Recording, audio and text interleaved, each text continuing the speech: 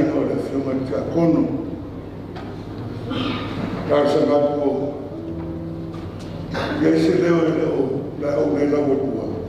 Ao yei nei le, katu tako i whairo mai wha mulpone. Ao leo nei o leo, tau nu mai, e o leo mautino lavo le karesia, fiunga ia taefu, Penrith, le whakasai Shane's Park, le whakasai Smithfield, le whakasai Fairfield, le karesia Katoliko, ia ma le whakasai Mount Druitt. A ese au whaipese le lava mai, leo i nei ai leo i nei le lisi leo ura watua. Le whamorumore whairoa mai, whairoa mai a tea, ia ina nei le whaiala tau tauranga pese. Ia o na kua ina leo i tae o kuinga, ala o tātou sauni, ia o tātou awhiawhi whareainga, ia ma le whio mai a taefu. Ala watu i le uraka Penrith, ia tātā mai se pese, ia o mori mai le sā le whio ngā tia konu, ia i umanei. Lala pe laro whapotou.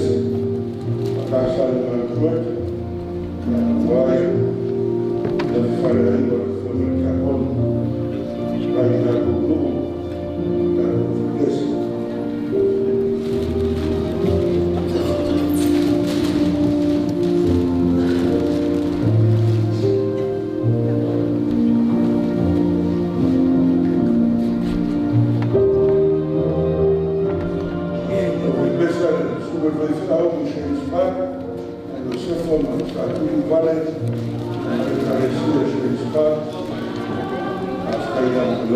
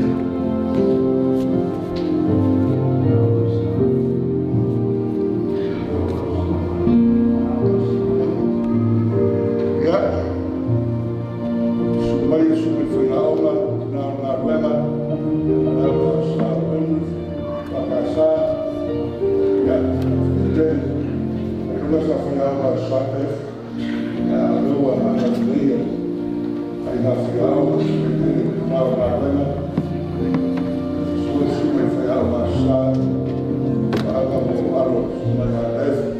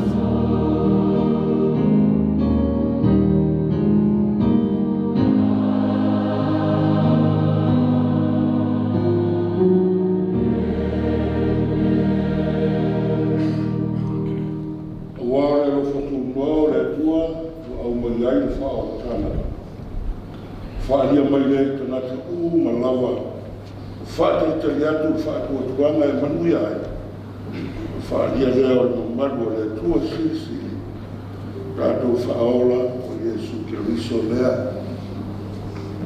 te mai mātou rau tupu i o ruma i le nei e fiafi Lena o se pese e taurangi o mātou muku le wala au a fio mai a Iesu e mātou tali tonunga a e le au wai le mene le mawhai o na po ia o le nei a fiafi whaare aina fio mai a leo na mātou wala wa tupuro mātou i roa le nei o lau fio i teimi whapene ma mawhana whanai o mātou Mātou wala o rea rei o suafa Iesu. Amene. Ni o le ua e whainia e karesia, whaina Cristiano, whakasa penu. Karesia le fiona ki a kongu.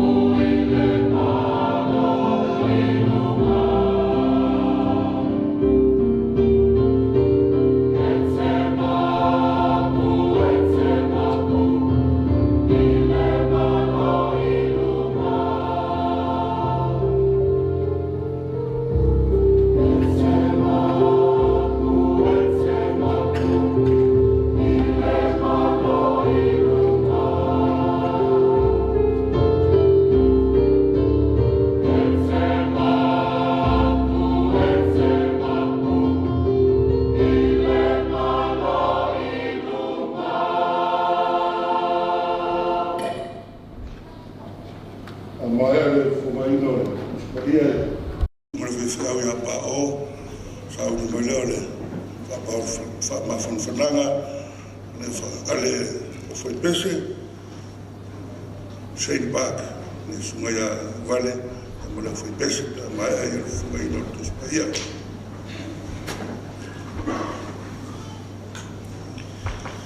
O le whaitawina Tuspaia, tusi whiwhiria mo tātou le nei afi, o maumei le whenginga whau. E rangalia na whamauina e luka, ina matau koe fitu, o lea o whaitau mai whaiupe sunma tasi, whangata mai whaiupe sunma fitu. Our Bible reading for today is taken from the New Testament, the Gospel according to Luke, chapter 7. I will be reading from verse 11 to verse 17 in the Psalm 1 translation. Whaafonga maia o awhianga pa ia o tātou atua. Muli ane, ua maliu atu o ia le ai. O naina le ingoa. Ua ofa atasi mai ia o na so e to tele. Mali moto o tangata e to tele. Ua lata ia le whai totoa o le ai. Whaauta foi. Ua whata mai le tangata oti. O le tama to atasi o ia malana tina. O ia foi le fefine ua oti lana tani. O ia te ia foi tangata o le ai e to tele. Ua sila atu le li ia te ia. O na muti alofa le o ia te ia. O whetala atu ia te ia. Aua e te tanga. Ua maliu ane o ia. Ua pai atu le whata. O na tutu mai lea o le au whata. O na whetala atu le o ia. E tau le ai. O te whai atu ia te oe. I nātu la ia. O na nofa ai lea I lunga o lea na oti. Ua tautala. O na iatu ina atu lea o ia I lana tina. Ua ole matau ia te I lato uma. Ua lato uvi I atu lea tu o whapeane. Ua tu mai ia te ia le perifetasili. Ile malea. Ua asi mai lea tua I lana nu. Ua so o lava yu taia uma. Ma le I tu uma. I le nei tala ia te ia. O le whaitawina lona lua o na whionga pa ia. O le tusi ia kopo, lona tāu pue whā. O le au whaitawina ma le whaiupa sunma tolu, whangata ma le whaiupa sunma fitu. Our second Bible reading is taken from the book of James, chapter 4, verse 13 to verse 17, again from the Psalm 1 translation. Whaauta maia, o tau o e whaiane, o le aso po le tae au tau te o atu ai le ai, po le tasi ai, ma na nofo ai e tau sanga e tasi, ma whaatau, ma mau ai o lo. Ai le iloe o tau le mea na tupa a tae au. Awa, pese ala o tau wola, o le pua oa lava lea, ua ali mai se I tu aso tititi, o na mau atu ai lea. Ai te tau no tō whapea. A whina ngalo iai le ni. Tō te ola ai. Ma tātou whaia lea mea ma lea mea. A o le nei. Ua o tō mita ai o tō upu wha mawalunga. E leanga le mita whape nā o malala. O le nei. O le ua iloa e whai le mea le nei. Ai le whaia. O le angasala lea ia te ia. I whamanui mai lea tua e ala tātou whaitau, ma whaalongolongo e nā whionga pa ia. Ma ia tū mau pē ia te ia luna lava vi inga, nei se ia o le whaavau lava. Amen.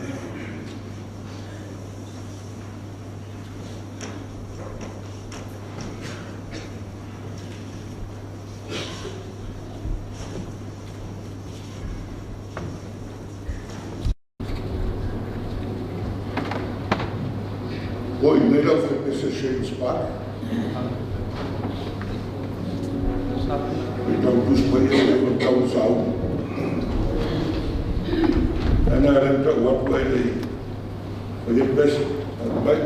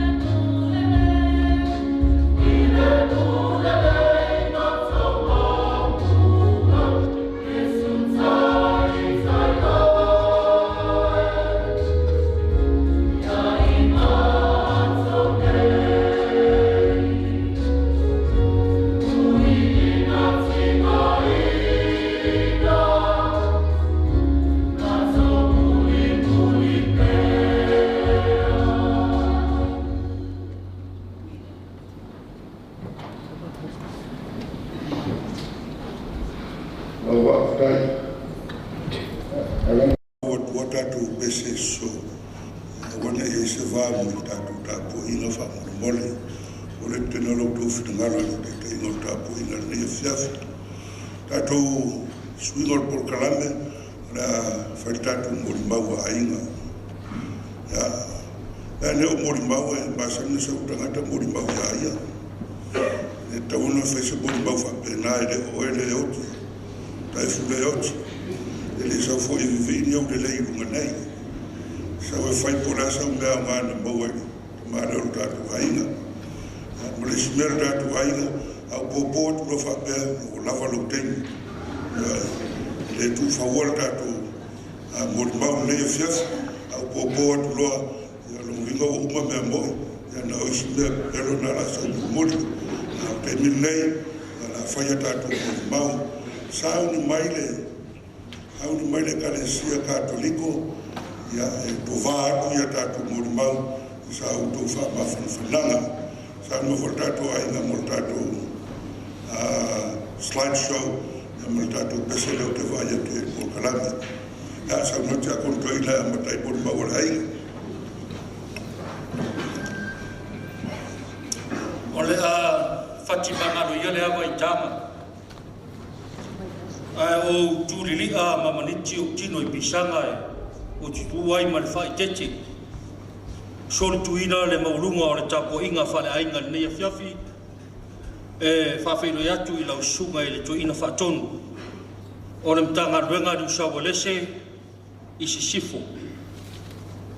Ia mese fo i le sunga i le tumawhale nganga, o le sunga ia tefu, le sunga ia ngafoa, ia mese le vase lua rupe whalele nei ainga, le sunga ia pao, ia ma le sunga fo ia tefu.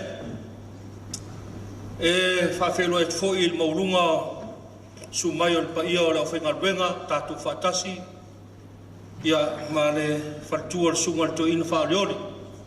Salo le o tau mai le sunga to inga ia Brown ma le fatua. Ia mese fo i pa ia man lasi. O le au whainga ruenga tutofi a le tua i le tātou mtanga ruenga. Ia porpulenga i sini tātou pulenga, lai tu pulenga tu mtanga ruenga. Whai fo i sina le balebo tātou varavara. Mua tau ngalo fo i ngoa tātou pulenga. Ia ta tonu ata ofi o lo maurunga pēla lofa maleanga le lei o le tua. Ia mo whai o tātou lau fisir whai ne whiawhi. Ia tātou te moli mawina le sauninga whale ainga. Ia o le uso nei, me le whionga ia taefu. O upua masani o le na taifale a o na luka na taifale ma pi papar mtangi. I tātou te wholaua le la afa. A ofo ina hangi pisanga tātou te wholau le la whala. Te tele fo i wanga, ma te tele ta whenga, o na nga epu lea o na te whale. O na matapala lea o le i alalo, tau sa ili se manino, o se toa. E a nga iai, e taifapo e nā tūlanga na iai nei ainga. I le ao pongsa e le matulo i mata. Le tina i alasi ma le whanau, e mese fo i lo matu ainga malanga mai nusila. Ma nisi fo i o tangi mai ala fi a wai mai sa mua. E tai ua le whamai ua mafuai. E ave ia nei taimi o te whaftai atu. Le ngata i le sunga to ina o le taulanga o le nei ainga. E mese le lau sunga ngā fua. I ngā luenga wha ma whanawhana i lea whiawhi ma lea whiawhi a o le tatalo e wha leo pe i le tua. Mua lai o na tafi lea pungsa ma mātūno i mata o le ni ainga. Ma maua fo i le manino e a ngā iai ma toa iai le vai. E le mo morte le atu lea ngā whaaftai. E le umisa o le mau le o sau noa le to ina. Ma whai fono le to ina a lea la ta tope ue me tātou ne whiawhi. Ia tātou ustai o to ina o langa o to ina o tamā o le tātou mtanga ruenga. O taefu. E whea pesa o mori mau mātou nei Australia. O le masalo o le ui le o le whanau o rua ma vai.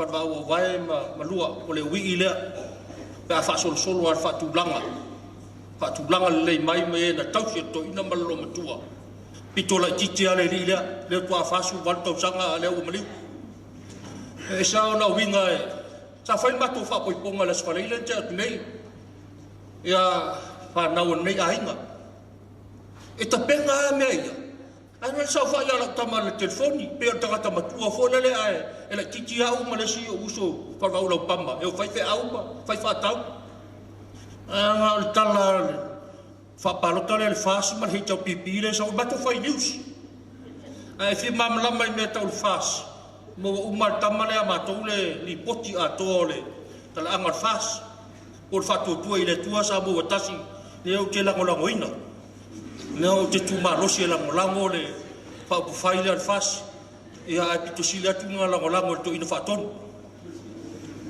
Ia mātou wa ngai umar sauninga mātou o le ainga fia ia leo se tangata e ula pe tau mawhafo i se pia e ta alo mama ale li lea mea leo te whaasei na tala le whape tangata utapaa ma la wingu e bo mua uma ai le kanganga singa ubileola pe ki akongo inga e singa ubileola ya le la umaranga le linga fasu bat ai le tau mafutapa ai le tau mafupia foi al falo al meutu fatamala a over fatamala o le ana vai fo mai o lunga toto o lunga suka me ia o le fatamala o le tangata le la utu poi fa le tonu dei e leo se finga ngalo na le tua au fata malo o tangata la e mai le tua le poto le fo mai e o e vai ai masiaki ai ai fai al poto le tangata le la o tu poi fa le tu ia siaki a kun fan mai o fa le tu o sa ma tu pese le sto na e te tangi le telefoni e le amata ma tu pese ta mai o lo ta fan mai o maro na ola o se me ma ta ti o na tala fia le spaleile fia le por fa poi ponga fa yano fana ai mo tala fa no o se matua tala na tuia a tu el fa ya palanga ta ya fa to o se matu ainga para fo le suba ya ngafua mal fatua matu mafuta pa le lotu ya fa pena rona matu fa tonu fa el fa mo ya o se tangata yo tu alofa tu malosi me fo i fai so matu ainga ta ilo i tonu la to lo to i fale se termina fio melo farva a o to tonu matu ainga ia e ia ko a me o te le fia i tamane e fai so tonu e sa wala ngatala e pa o papa le stai a o si ki ai e o fo te me fai matu me ia ti daro atu la ka o lo e sa wa no fo le me le fitau o tu lo fa ki vai kwa me le fitau ko fo ulu ma sa ko i me le fai ia e kau fa pengao nga winga e mama do na mafafau mama me la lea ia te ia o le kalesia la usunga nga formal pa i o le kalesia ia la se fa le tonu le uso tonu le tu nga luenga ia fa mangalo tonu fo tatu pulenga e fo tatu pulenga ia kono tama lea la titi a taimi vai va ana tautua le tofti a kono ma tua se la pasene Am sera pasen kilia tua isti atono o ye feola ba pe la tale se pegrifi ya so ifo mai manbia ya rai no mona fa fe ro i to manga ma do mon mamad ni to fa fe ro yesis ro fe sa o ya mon ba ya rai fo tali ka fa fe ro so fa sa ro mon ba volta ai mon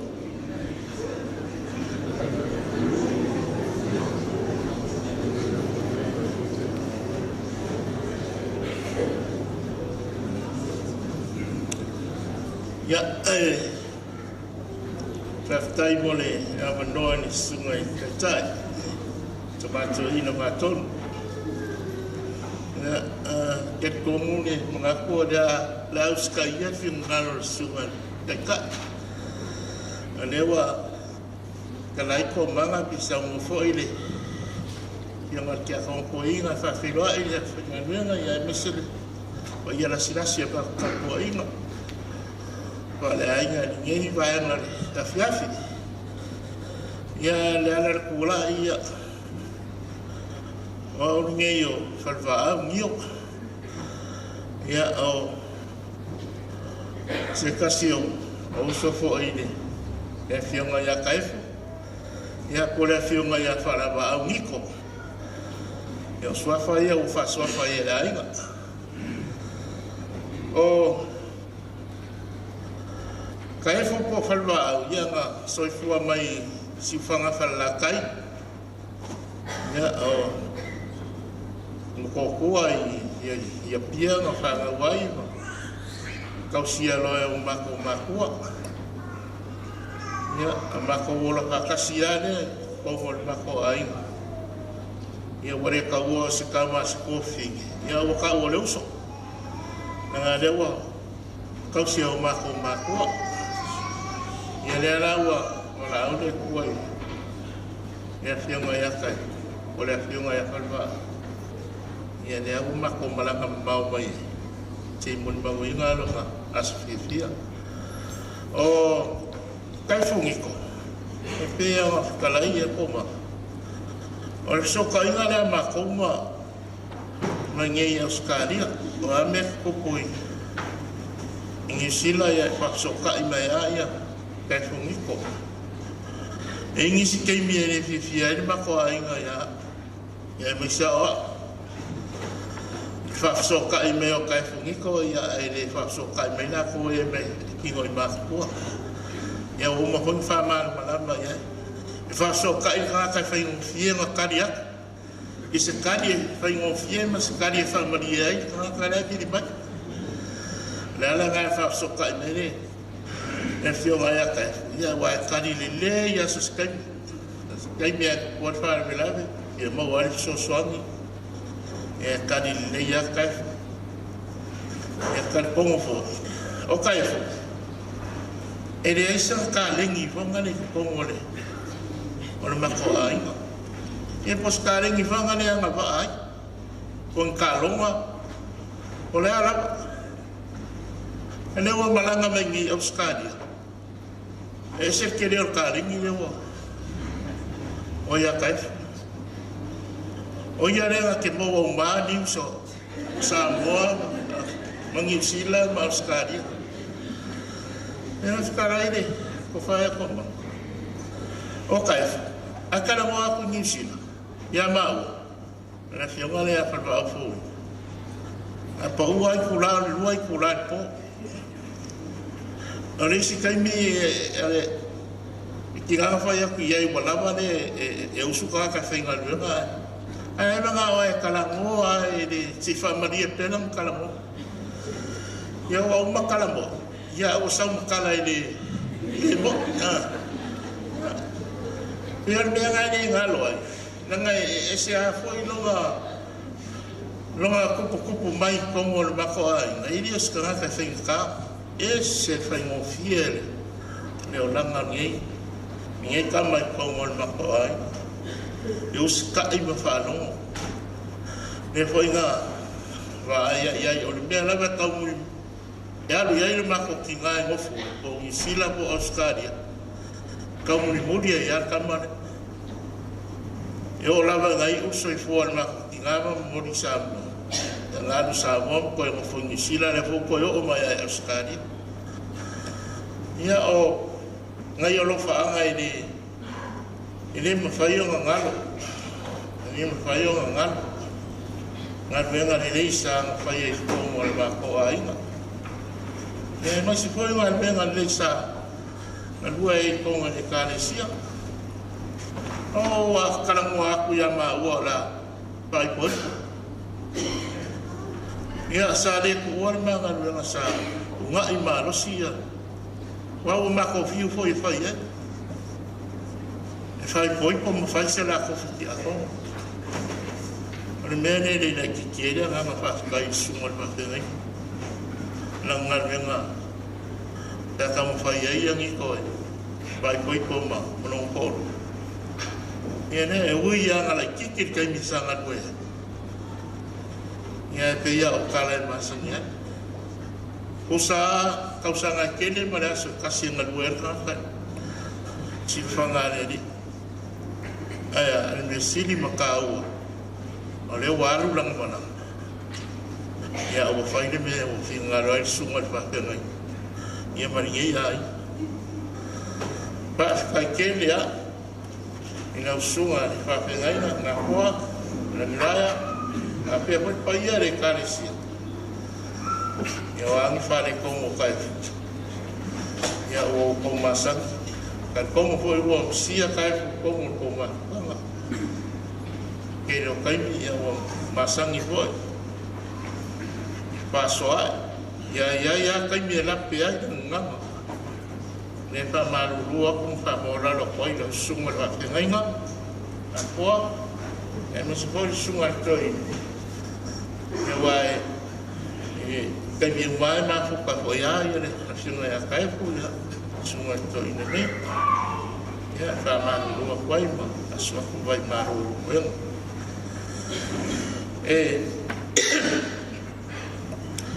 fai wai sa o moni mau ninguém e se fai essa pesere para moni não sungal kala o bengi le langi lo tamai o ia a wala awina allo lasi ya ku ia kai fa ko ngi ko ya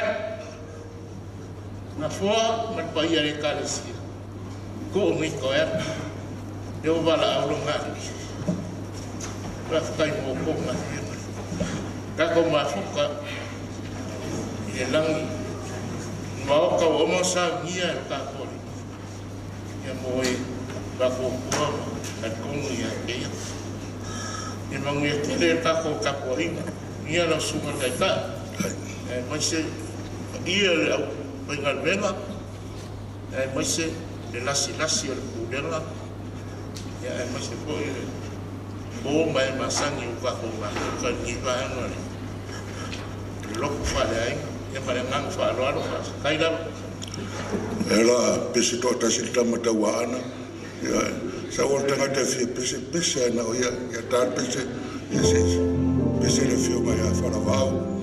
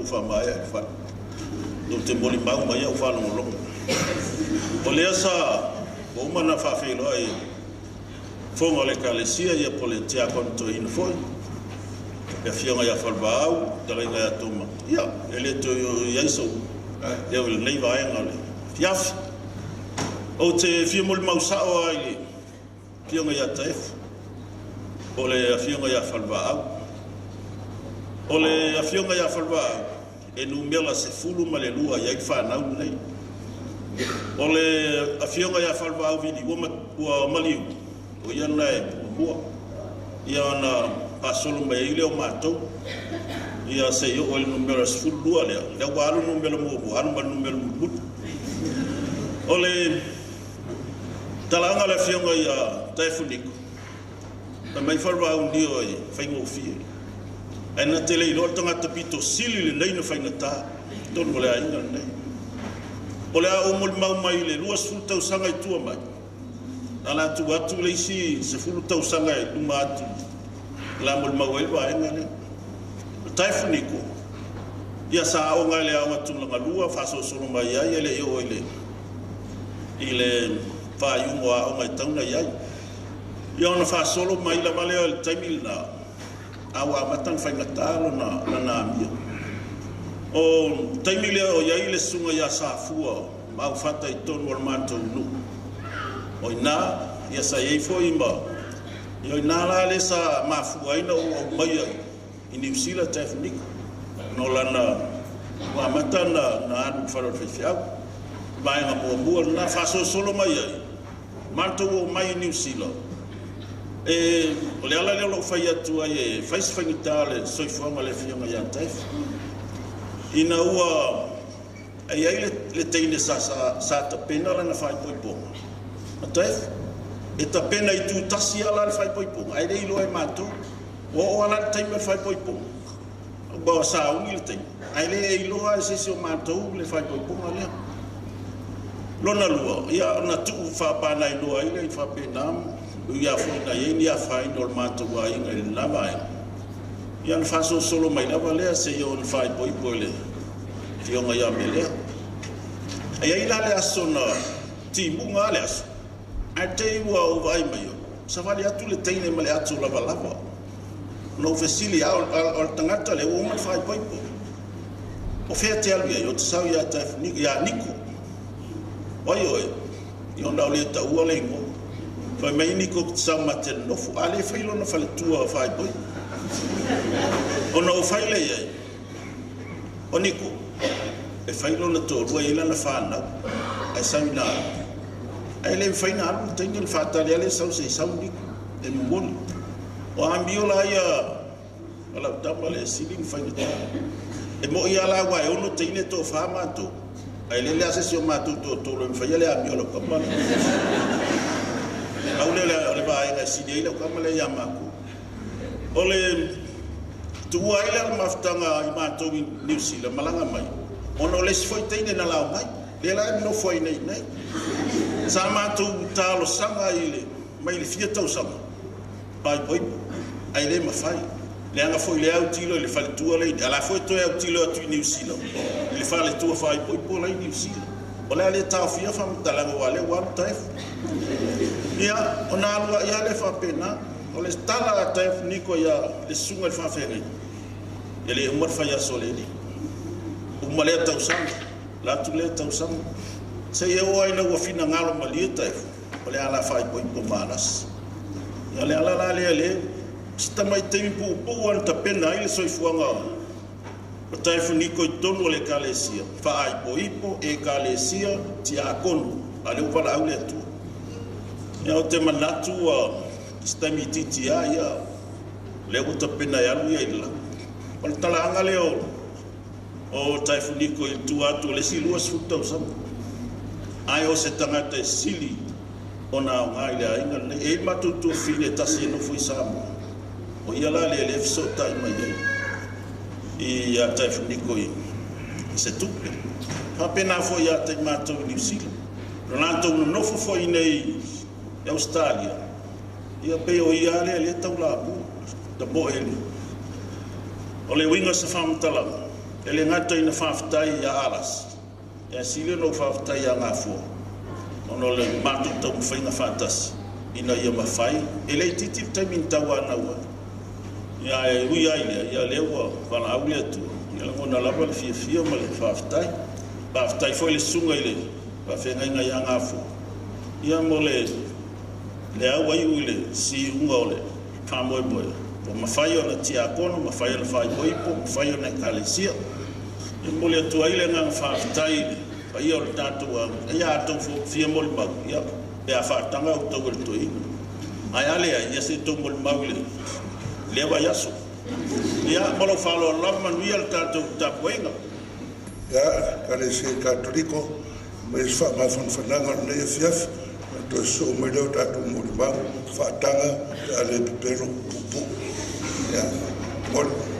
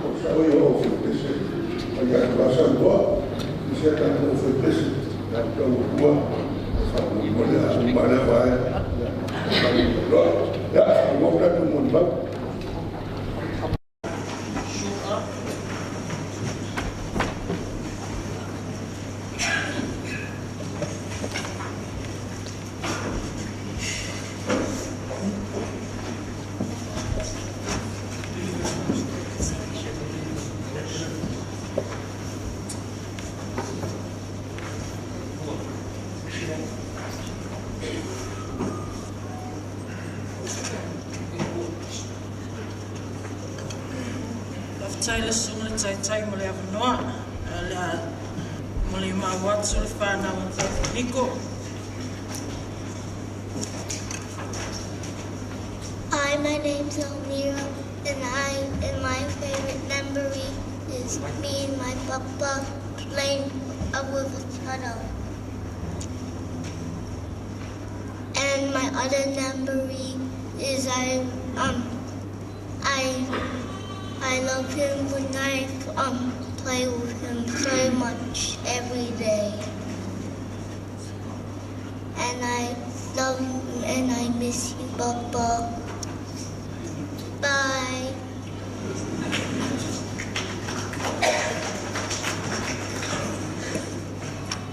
Hi, my name is Xavier, and my favorite memory with Dad is when we went to go eat at a restaurant.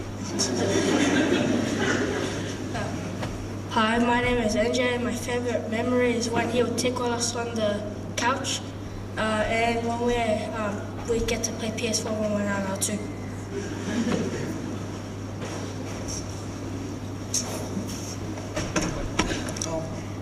Hi, I'm Jaden.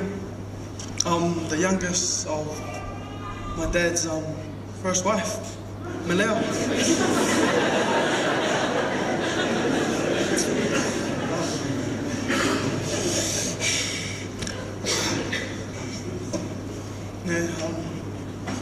It was hard for me to get the news that my dad's passed away. Because I come from New Zealand. My dad was a good man. No matter how many kids he had, we know that we'd always look after them, keep us safe, and know that we'll always go to school. My dad was a good man. Taught me a lot. Taught me how to be a man, stand on my feet. I speak on behalf of me and my older brother. My older brother, Sui, is not here today. Just want to say I love you, Dad. Just know that you'll always be in my heart. And just know that you're always the man that I love and the man I call Dad. I love you, man. See you on the other side, Dad.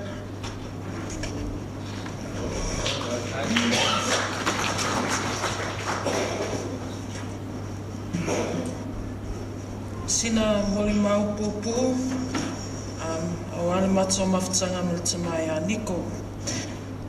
Ili tausanga loa fes fun malvalu, ngamao mai ma siotinai Melpone, awale fala vilave lo mato ainga. Mato felo ai, maltotelo mato ainga I Melpone. Sa ye foile ne tangato tai funiko. Ina wa umal fala vilave, watu lea na matutoi fo I New Zealand masio matutina. Ai fai mai ia Niko yama ua. E yeile meta upo e fiatala noa yama o masio tina o fonga. Ona mato malanga fatu si maele male ya falavao a whano matai mila mai Melbourne ana I Sydney. Ina o mata no mai Sydney mal sio tina. Ai matele toi fo I New Zealand. Fai mai ia Niko e fia mana o mia se soani. A wala no fo I nei I Sydney. Awa malato si fia na o Niko lava ia masio tina o fonga. Let's talk about I tell me fight sono la mato ainga. Lea lava na mato malanga mai masio mato ainga I lea lava tau sanga lua afi masfu malvaru. Na mato whamau tūlawe ia Niko Inai wa maua si mato whale. Lea ele a tole mato tolo tau sanga nei I Sydney a lea wa malanga. Haftai te lava Niko Ma mea uma lava ua e whaia mo I mātou whanau. O lofa, e le mawhai e upu ana whamatala. Whaftai te le lawa I lau tū mālosi, a wā lo ma aso le aso palei leo. Tali tonu, le loto ma le anganga, wa e fia ina ua whātau nuina le maa whāmoe moe.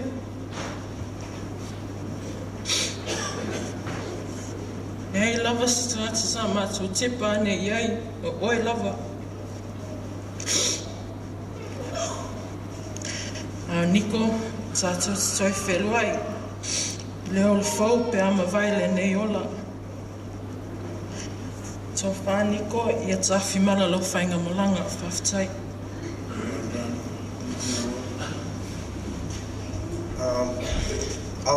Hi, my name is Neil. I'm the second oldest of Dad's 5 kids. I just came to testify of my dad's life, and yeah, there's Sue, me, Jaden, and then NJ and Xavier. My dad has told me everything.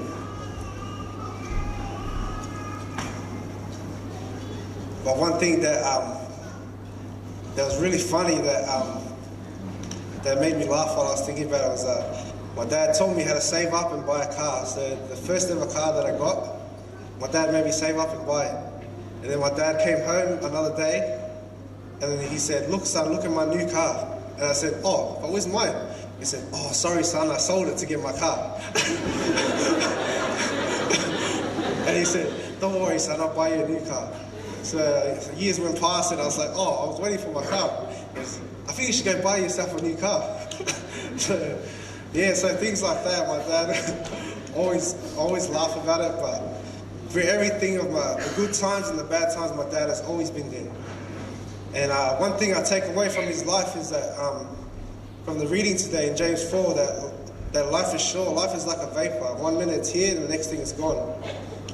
So during this time that we have, we must learn to give glory to God in everything that we do.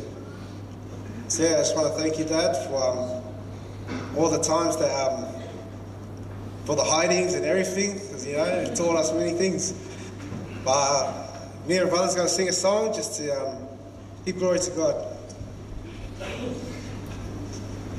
Manaya, manaya, lelani, eletoe fa'ano, no petinga. Manaya, manaya, lelani,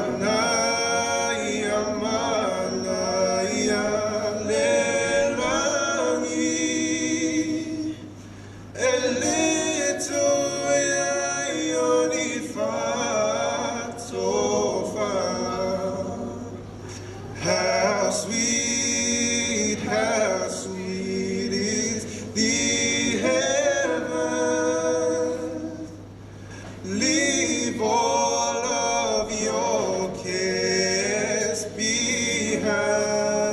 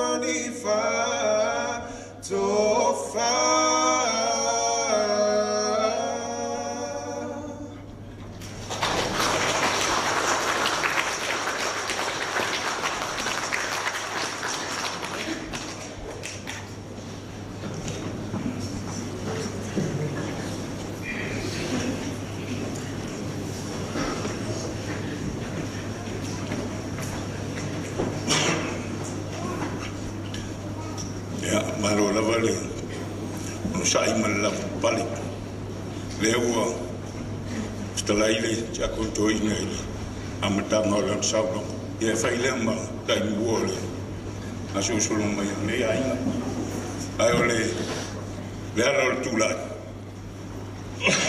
ya e fai se tala ile sua fale ole nei o tonu ya vatu ai maru e ngai nei o uso au no fa sa kai fuli lo ala mai ya fa ya o sui o tato ai ngai fa ya se tato tala mo mau ne fias e ne fias ma lo tura ya ole fi fa se tala ile tai fule e niko e o no to fa fo ole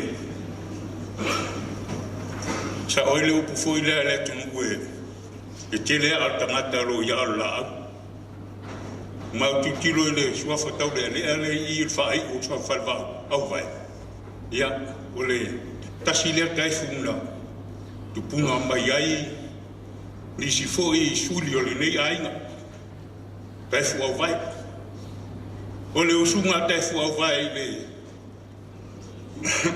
le usunga tua fino kai fu vai no ya val pisi ile i fale apuna ile to inga no ya pe ai le ya le usunga le na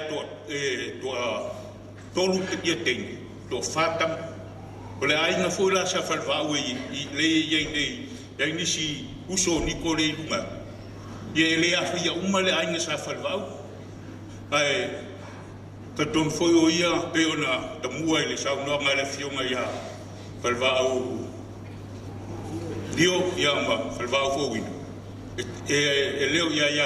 leo ya esa ai tino ya kopo ona o tulanga fo pe on basanila tunu ya soia a soia ta to si le fiel le mene o ainga ya ile tama fine e ya ile tama tani ya beila o no to fa fom bai o fa ya tu sa fam tala dia tu la ya mo fa se tala ile le taifu le o taifu ya ele o se pe so mai fa fo le tu fin do taifu le lo matua no il teine no ya valbise no su ya pe ai o fa le apuna le o to fa fom bai o fa ya tu la tala e tolu teine to fa tam ya le duo le o no mato matai ai matai fuia tolu ya swafa dai fuele le vai na le la swafa va o le mole le no mato no fu mai o le so tanga ngai e lai no tura na ni yo to fa pe mai po le me o dai fuia ia falva ia na bu fa ya o le foi tu o fa na o tu fa fino o mato vai ia leo ya kopo a tino foi vai fusi pro ya mai to tongwa foi ne afia tele fia fa uma le vala o ya o le ainga le mai si foi o uso pa mai o le sa o le ainga sa kai fu ni e ku le sa mo ta ko sa fa mo mo le sa mo sa o fa yo por ta to ainga mai le ni na be fa ni o ni tu sa uma ta to ya no mana to na yo uso e mana tu mai foi fa pe o tino matua ia ai fa per pale au nga fa ngita fo la dai fu le fa ni ai mun ya o tawana o la to mala ia o te matua ia o se mun ma pu le ia to mala mai tu lang ole dai fu lo ia ile fionga ya fa ba ia malta to ma tanga le ia fia so i fu ma ia ma bia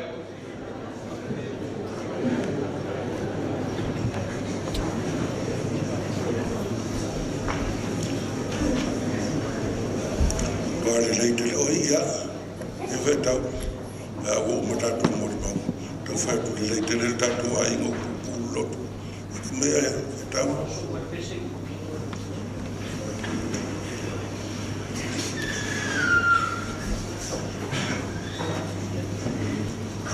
ia ile suafa man malo Yesu Keristo o te patalofa toi te matoina ai mai sele fa fengainga ia ma au fenga benga fo ne fias ia mai se ia a inga fo i wo mai masani ia e kalesia fa yo na mul mawina ne fias ia atono fi silinisi ia kulal mafu anga wo tula ia tu nei no ne fias ia ole le aso o ainga ia molo tosi le fia ia o vai no fa pe wa ole tu ngane matua o e fale tua o le fionga ti akono ia taifuniko o lo tu fine ia a rasi o le panona ia molo tu si le fia ia vale nganga ia el tau pe ona ia se leo o se ainga tina fanau a taifuniko ia masio mato tu fini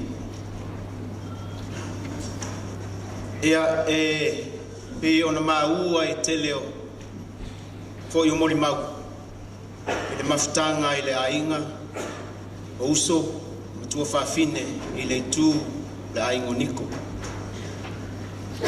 ai ola u va ai mole mato maftanga ile tu fa ainga to lua niko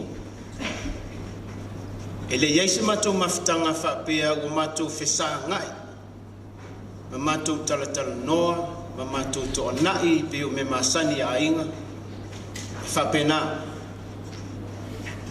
ai taluai e yai fa moe ma me fu ya ainga sa stupu isa moa manisila sa watu ile mato tu fine isa moa fa lua on fa mato fa lave tasi New Zealand ya sa va vai mai lava pe su watu ile afienga ti akono ya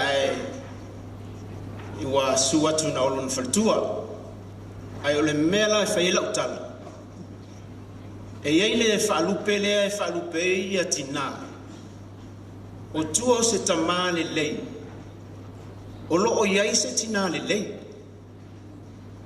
ai wa o fa fisanga ia le taunga lea o tuo se tina le lei o tuo se tamale lei o lo o yai se tina le lei o le wingo la utala ona o le lotun o le lotol mato tu fine mato maftanga stono o mato wai e ese foi le mato vai I me fai isaonga me masanieta to wainga e o atu le taimi o le ainga waras o ina na mato iloa e uso mo tu fa fine o lo mato tina o lo soifu mai I tutono le mato maftanga fale ainga ele ai o le tangata le no foi tu o waras o te tau tino atua o se tama lelei Arasi's husband, how we look at it from Arasi's family, he is a very, very good man, a good father, and a good husband to my sister. Lamatuva ailea, e lava le mena matuva ayeima matu mori mawel matu ainga.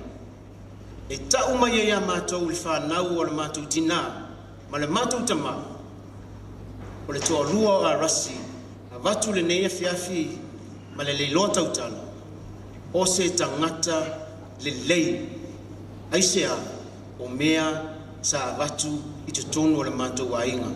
O sa umori maule le nei fiafi au sumai e pa i o le tātou ainga i la mātou wa ai mai lea i te tonu mai lea ainga o arasi.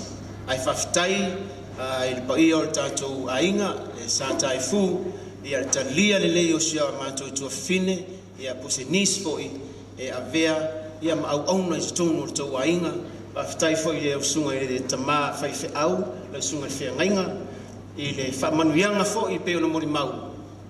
I whapea la i titiri taimi na whairiti a kono o taifuniko. A tato mana tua le leia le au mai ato fiti a kono. E umi se taimi e te ngalua ai, ma va ai o e le whaife au. Una award le o e i se tūlanga maua lunga lea. I la i titiri taimi te a kono ai te lele taimi na ngalua ai. Whaftai i lausunga i whawhengenga, ia mo le talia fo i o le tuafine, ia ma le tofi ta ua, ia ua a fio ma le fio te a kono, ia whamanuia le atua ne fiafi le tātou tapo inga, whale a inga. Ono suafo Yesu, amen.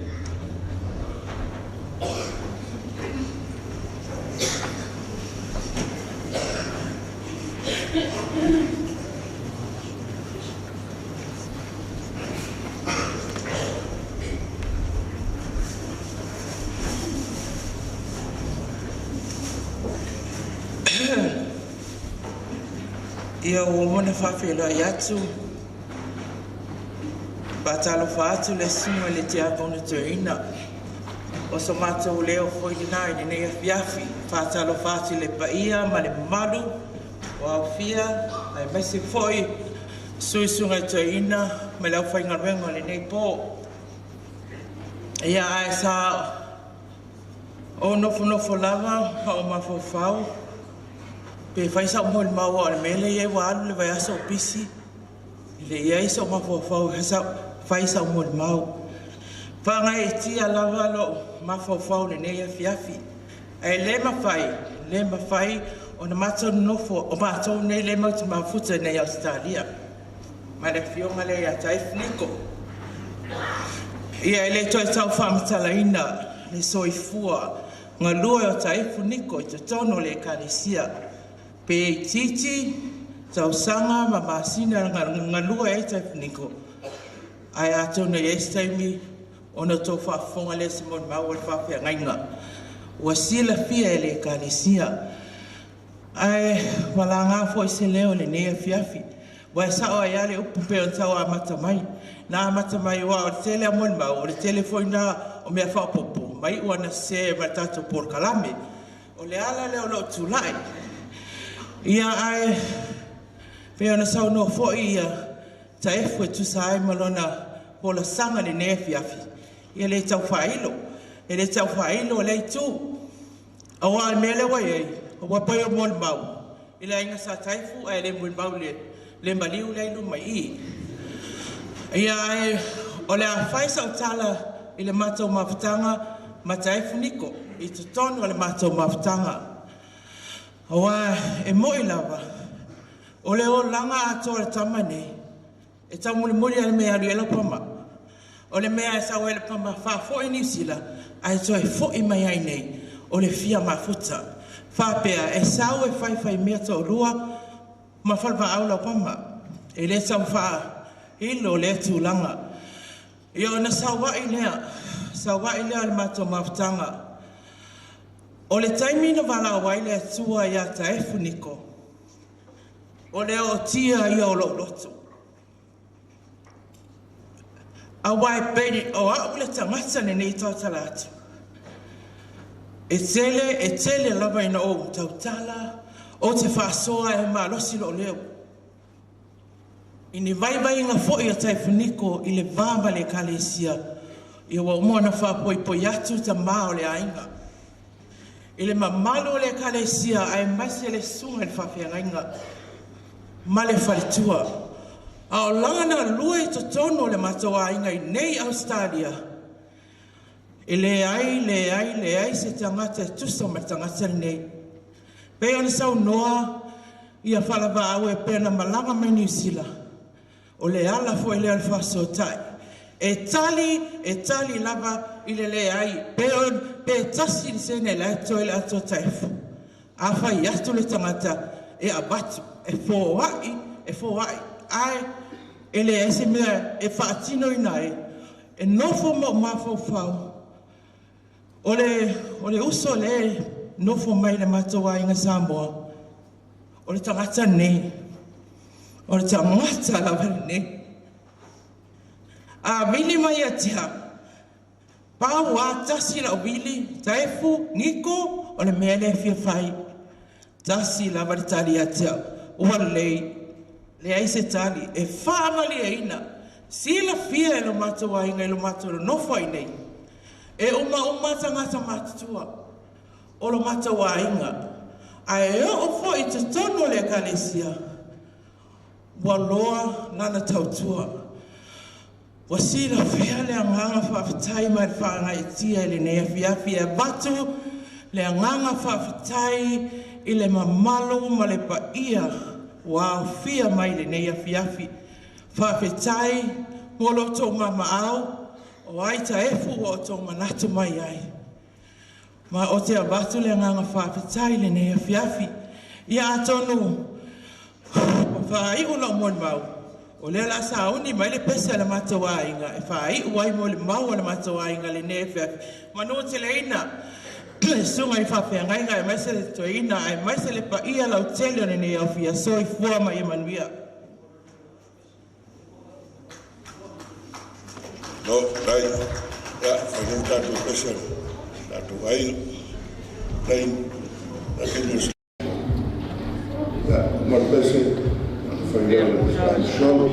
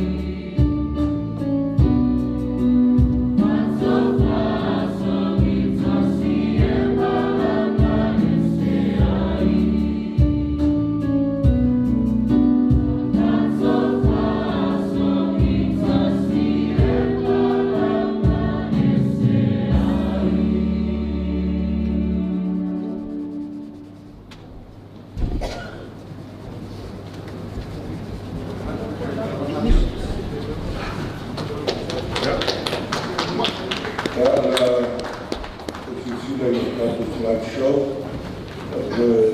La Sofia, nous sommes voix sur la con, la Sicilienne, la show de la fin. Voilà, nous sommes le soleil de la façade, la mort de la sana. Hablar de los la bobo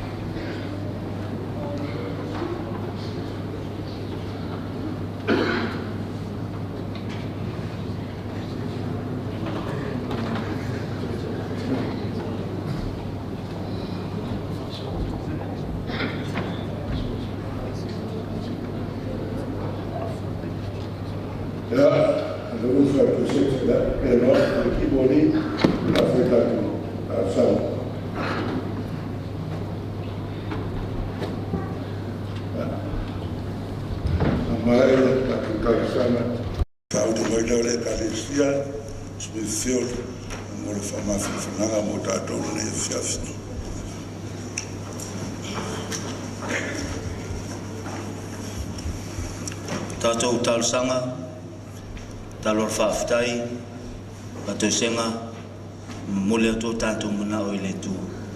Tātou ifom te talo i le tū. Le tua Cecilia se, o mātou tama e whaavavau. O le na whaia le langi ma le langi ma mea uma o iai. O lau o fio o le pule au ao me uma. Na i whaia le tangata i le lava whatu sapa ia. Na i tuina mai aso. O awa noa ma le mawhai. O tā leni ma ngava. O le tamawa inga i le tino ma le nganga. Le poto ma le whau tauta. Ai mise le ola e whaatino ai whi au ma ngā ruenga wai whina ngaro iai. O i tūfo i le tangata le ato toa ma le loto tele. Le loto atu o le whamaoni ma le whao tauta ma le whātutua. Ai mise le alofa. Le asa e ma manuina ai le soifua o lau a wauna nei. E whaatino ai whi au o e fina ngalo ia ile tuolo ma tauta ma. E talaia o futau. O fita i tunga sa tautua ma o aunai lau kālesia. A inga, pulenga ma le matanga benga. Lea ua malo lo atu i au au. Paftai le tua. A wao lau fio na e fua i mai. O lau fio na e toe avese atu. ia vi ia lo suafa e whaavau. Pāwhtai o au mātou poto ma mole mawina, le pa ia ma le silisili ese o lau fio o le soifua o lau ona. O le whamai moe na ia o ina, ma whaama natu ia I mātou le tāua ma le whao ngāti tau o le ola. Au mātou wola e le nei lalo langi le tūmā. Pāwhtai ono Iesu Keriso, o le taulanga tutasi, ma le ato toa. Nia saunia ma tā pena mo I mātou. Ua matala I le langi ma ufale atu iai lau whanau whātutua. O le tau alunga lea o le mātou wola. Pei o na tau sinio ai o e tali tonu ma whātutua whamaoni la ufio. Ia I la ufio le vi inga ma le whanitama. Tuma watu le mamalu ma le pule au au I mea malau. Nei se iau o I le whaavau. Na tua whaavau e. Ia lofa mai a te I mātou e tusa ma lo lofa la. E tusa ma le tele o lo lofa muti muti vale. E soloia ese o mātou soli tula fono. E tafi mala le whainga malanga le tamaa. O le uso le tua mane, o lau ona e ala I lo lofa tu noa. Ne tua lo fae, o lau fiona e li o le oti e fai matai au o le manu malo. O le ua mawhai ono le liwina lo matu loto wha au vau I le oli oli. Ia e fiso soani mai ante I mātou. Pa maise ma wha mawhanawhana I le tina ma le whanau. Wa ingo tangi mai ala. E ka le sia o mai masani. Ia wha pula mai lo malamalama I o mātu loto. Ia mātou tutu maua I lea malamalama. Ma mātou I loa tu ai lo pa ia ma lo silisili ese I lo mātou ola. Ao mai lea ie. Nia mātou o kauna atu I lau fio e pei o na titau ai. E mātou ngā lulu e pea. Aua ma le fia mālolo. Aua ma le whaalongolongo ti ngā. E wha moe moe atu I lau fio. Ma taula mea uma I lau finu ngalo. O le pongai ma le autu o le mātou wola. O afu o fuanga uma. Taimi o lau ono I lunga o le whangai le ele. Tātou ma lau fio. Ina I iwa I mea uma I lau lava vi inga. A whaifo I mātou ti tā ape. Tau tai lau fio. Tai ala lau fio. I lunga o le ea ma le lau ele ele. Tau nui a inga ma ka le sia o lo whamuli mai. Fo I lava le vi inga I lau fio. Se teimi mātou whaalongolongo I lo whetalai mai. Launga la o fio e ala I lo auna tō fia. Te talala mātou whaalongo. Ine I o mātou langona ina lo whetalai mai mo I mātou. Wa mātou te taloia. Tase I mali tele o te talo lilo I o mātou loto taito tas. Mātou ofo I nātu. Ine I whai e lo lawa whinangana. E aua so mātou whātau anau. Mātou te talo. E ala I suafo Iesu Keriso lo mātou o lii ma le whaola I tōtasi. Amen.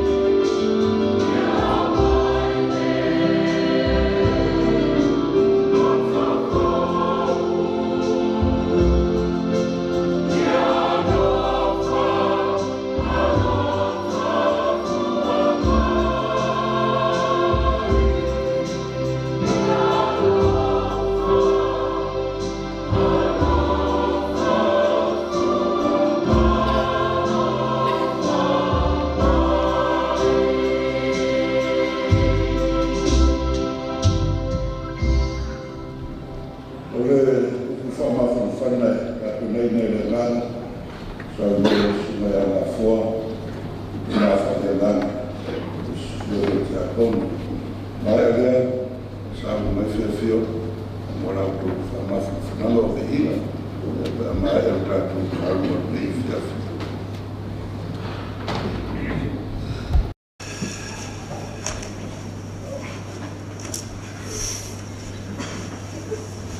A fai o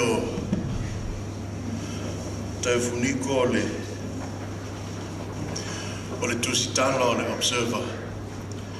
O au la o le whaurulunga o le observer. O au e au mai li boti o le tusitala. O tae la o le au moli mauai. E tu e whaasa o le whaaleanga ina o la uti a kono le ano whaalongolongo atua i ane nei. Ia, tae au foi. O lea la au si ia i lunga oe ala si ua te pole tae au lea le a si ia i lunga tae ua. Ta moli mau tae au. Tae au, whailo moli mau whawhai whiau. E tusa, ma le mama ftanga ma le ti a kono le kalesia. E whai elo moli mau o lana wo, o mai alu tae fu matana i o lana wo.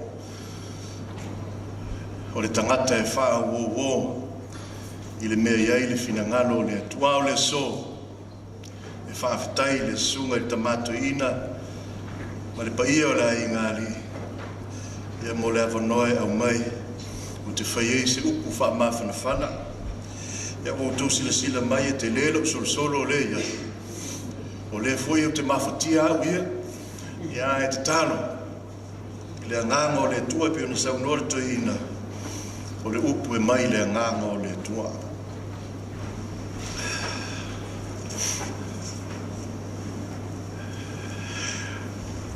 Le launga le suafo malu o le tua le tama, le tua le alo, o le tua le nganga sa luka nta ue fitu, o e ue sfulfa o lo tu sia i upu nei, o pai atu i le fata, o na tutua i lea o leo fata. O le Iakopo ni tau pue whai, le whai upo sifuru lima. A whina ngalo iai lea li.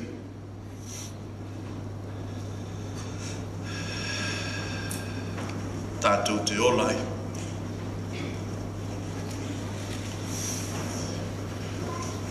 E wha au tū ma whauwhaunga i se wha upunga wha pēa, wha lave ina e leoti.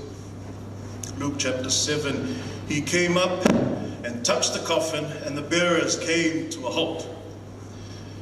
James chapter 4, I have selected verse 15 and 17. If the Lord wills, we will live and also do this and that. Therefore, to one who knows the right thing to do and does not do it, to him it is sin.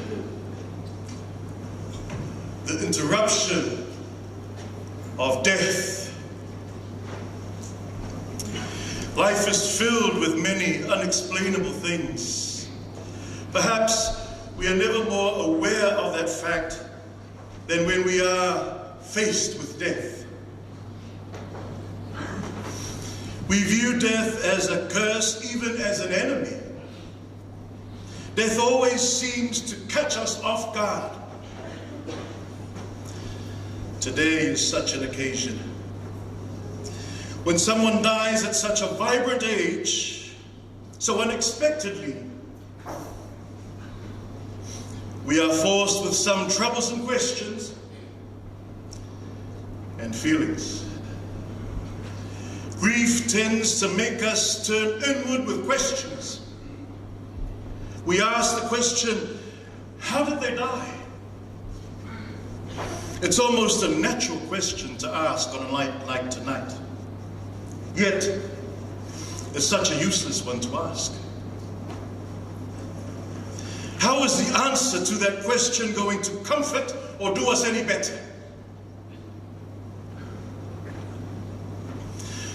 How a person died is not nearly as important as how they lived the life that was granted them by the Creator. And Here, James explains.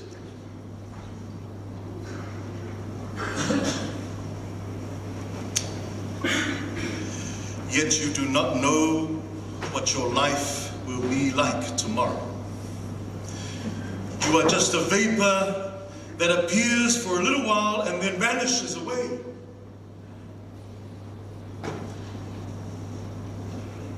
Instead, you ought to say, if the Lord wills, we will live and also do this and do that. This is how this deacon lived his life. He lived his life as if there was no tomorrow. He lived his life to the fullest. Some people may have a different interpretation. There are many ways that you can live your life to the fullest. Taufuniko, a deacon of the Efakasa, he knew that his life was like a vapor. Here today, gone tomorrow. The very second God allowed him to be a deacon of the church, he hit the ground running. He was here, there, and everywhere. He believed in the very words of James, if the Lord wills, we will live and also do. It didn't matter that other people in the church or in his family or in his workplace would criticize him. If he knew in his heart that it is God's will, therefore will live it. He served the church and he served his Creator as if he knew his time was coming. Wholeheartedly, with all that he is and all that is within him, he served God.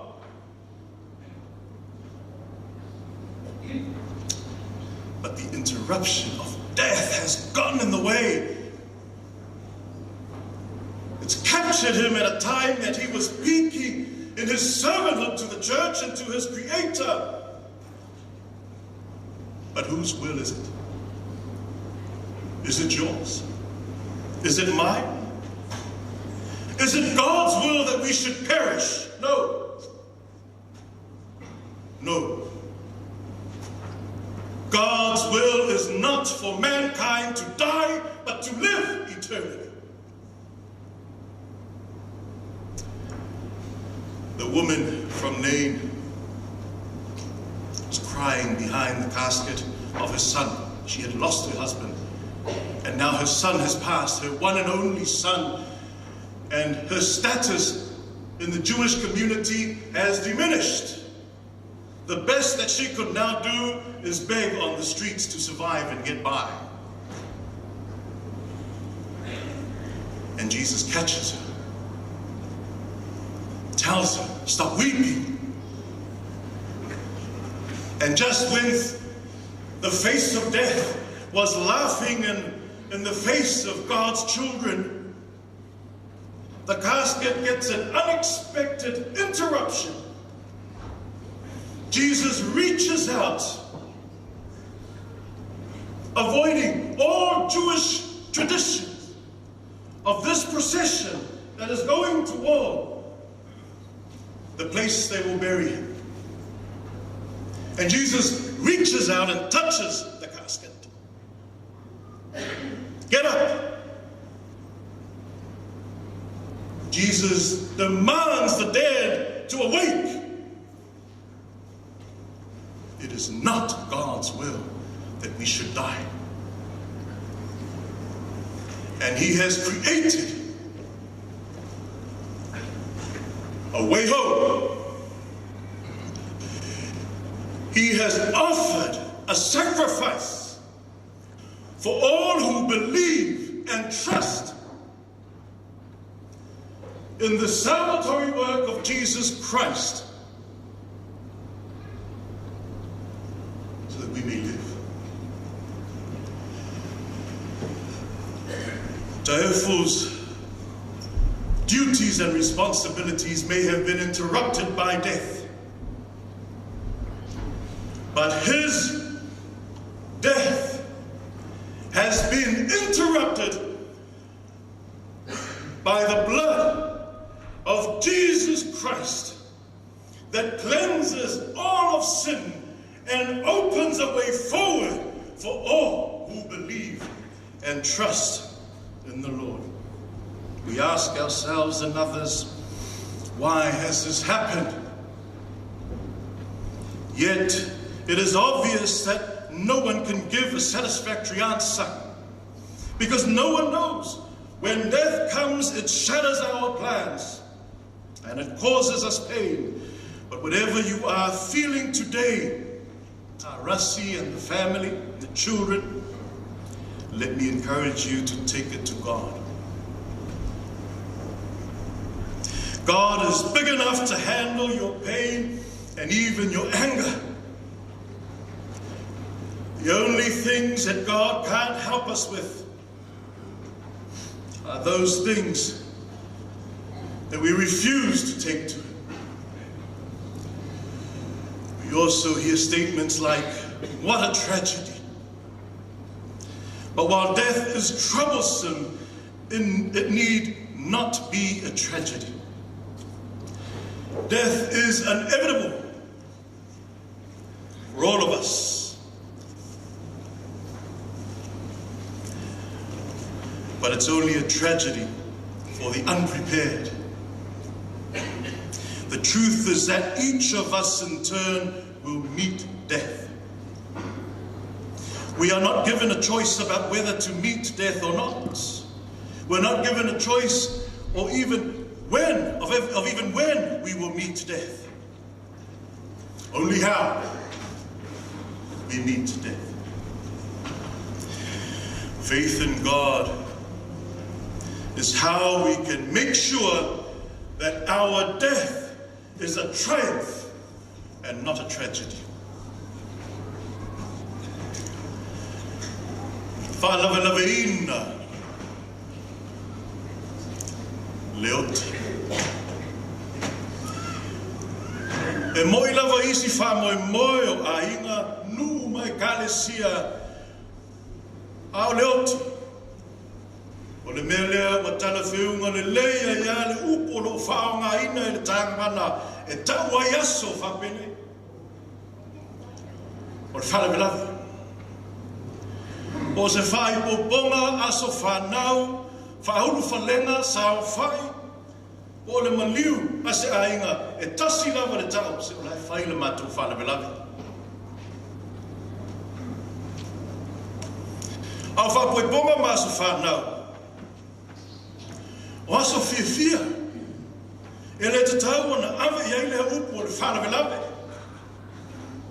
Papena foi whaulu whalenga ma sa o whai, oso e fuafua mamau, oso e whawao, e whabo, oso e atofa, e talo sia e a kalesia, mamatu tausi o aiga, ia vatu iai le soifua, ma le ona i le aso o taupoina, e leo ni whalavelave la, aon maliu, se ua whai ma whaso e sa, i le ono o tangata, ua whai ma whalavelave. E le ai se isi na tatalo i o mai a leoti. E leo se tō whale ana lau ni liu i ai le whalafitu o le ati tangaloa le ainga taua ana mana la tautama. O le asa le i taupoina e se iuli ma le whalafia o li. E le i tatalo le au lotu le nei Penrith ina i o mātou wā ai atu. Le aso e tu malo ai le afionga ni tika kono i ata e funiko le ai. A le anga le nei meo le oti, e se le whalavelave. E saulava whaanga oi le po ma avatu le tika kono le kalesia. Le whalavelave o le oti, o whale tauta mali ia lo na whea le mauta i tupa tupa ma na wha ia fua le po na whale fitu iai le ati tangaloha. Tua whalavelave te le leoti. E le iwa ai wha mata o leoti. O la henga lua i le ekalesia. Tautua malosi. lona ai. Au mai fe au. Fai nuna nei. E saua. Lave ina le holo taifu. Talo fai. Wa fa ia se tasi o poutu to le hainga ti akono. O le au lotu lea. Ma le pulenga asini matu. Le matanga luenga. Ma le kale siawa.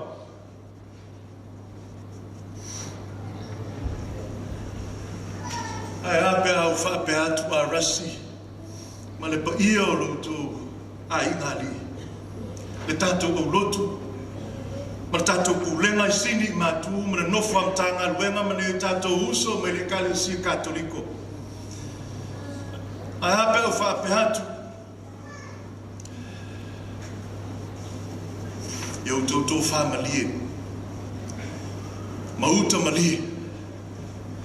Wa le haiso tato vato to o ma le tapa au sili o i le langi. Tu te mali dia. E te tawhia ini ao o wha o peopea i o tūlunga. Au tu ta ofi. O le fina ngalo le atua i a wha muta le olo le tangata. O na tātou wha vau ai a le wha pea. E leo se fina ngalo le nai tu, e leo se uloto foi. E leo se fina ngalo foi leo le atua. Ina ia wha ngata le olo le tangata. A fina ngalo le atua e wha uma le ola, o leo au mailo nā tali, ina ia wanito e ota seisi. Le lo matua naina, na maliu la na tani. A leo foi uoti masiani tama. E fata atu le tama i le ai ave le tuunga mau e tusa o le masania i utaia e muli atu ai tua le whaiwhaali ma le au o silangi ai tau whaitangi a we ma tangi tu i tangata o le ai o uia ne ai le tino maliu o le tina o le aisa na tane le ai foi se hatali o le tina o le aisa na tūlanga i le nu o le te tawa loa. Te umatu loa le whala velave le ilope tua mani asa le wha moe moe. Ua matua foi le toe, ua matua le toe maua. Se toa lua po san whana. Le tangi lotu lea le tina. I le oti e siana tama. Nā mana ia i loa e Yesu. Ma sa sofa tua i loa tu manga masania i utaia o lo oala le mafua i tiute le au manga ma le au osi taulanga e moli le tino maliu a le tama ua sa le sami ua sa foi le ele ia ua ne iai lava se tasi e wha lava fau au whaile ngā luenga le au osi taulanga a ua wha te ia le au whata i le wha lave ina. O le solo o lo oanga i hatu le tūnga mau. Ua tutu mau tira solo. Oi le mi ngau. Ua na tau fia le solo o le maliu. O lo whaine. O whaifo Yesu i le tina. O oti la tama a o le tama. O na apa atu lea o lo na ao. Ma pai atu i le whata o loo iai le tino maliu le tau lea le ae o te whai atu ia te oe i nā tūla ia. O a lava ni tū mani yama o mea sina i utaia o nia lātou sā o a foi le nā tūro mea ma sani ai le larolangi le whaasolonga o soifuanga o leo te au leoti. E mawhai te le o na suia mea uma i le whātufu nganga le mataisili a wā o ia o le afua mea o ia foi o le whai mea. O le oti na sau e wha lave ina le olo o le tauri alea ma wha lave atu i le olo o le tina naina ua wha pea oti o ia o le tia e le seua Au wa te i le oti i le toi wha lave ina, o lona wha lave i le whanau o le atua. Wa wha te ia le oti i le aamba atu o le ao o leona. O leona lava. Ma lave a ina loa le tangata. Te funiko le tangata o le atua. Na te lei whaaputu ni ana oa mo ia i le lalolangi nei. O se ti a kono na wha mau mo le atua malana ngā ruenga. E wha matala i a kopo le winga whapea e lei loe o tau se mea e tupu a tai au. A wape se alo o tau wola. O le pua hoa rapa lea. E ali mai se tuaso o na mau atu lea. O le ngalue o le nei ti a kono e peise i o le tangata o lo iai se mea o tuli tamoe. Na ana tu watu o tofi ti a kono haru mane atoa. Faile mea. E o ai to finga matiute a isi tangata e haru ta e funiko e lango iai. E lima ma vai iai. Faile mea.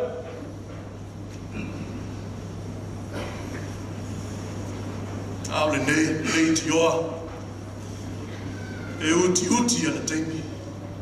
Wa malue pe o le tangata wana i lore teimi o ti ai. Na turi tamoe sa na tautua mo le atua. Na nei lore le e pe iau le puao. E sau nei umatai au. Au le angama o te e funiko a whai e whina ngano iai le li. Mea nai whai. Pe whai atua iai le mato o rotu. Pe tele atua ia tala o tangata ai loe te e fua le mea mai le atua. O le mea nai whai. O le toi ngā tangata lea na whai mai a kopo o le ua i loa whai le mea le lei ai le whai ai. O le ana sala lea i a te ia. Pe tele atu lava i a ta e fu a wana i loa o se mea le lei whai lava. E le ngata i na ana sala le mea leanga e whai le tangata. A o le ana sala foi le whai o le mea le lei wana i loa. A rasi o le panona ma le no whaaru. O lupe whaalele ma le mamalu o le ainga whaavavau. Ea. E mātafi ao pe a o whapehatu i a te outou. O lo outou whaalavelave o lo whainei. Ua uma o na aia ina ma whaalavelave ina Iesu. O le sātauro ke riso. O le whainonga, o le whinangalo o le atua. Ina ia le to e whano se tasi e whatua tua i a te ia. A e ana maua le ona e whaavavau. Amen.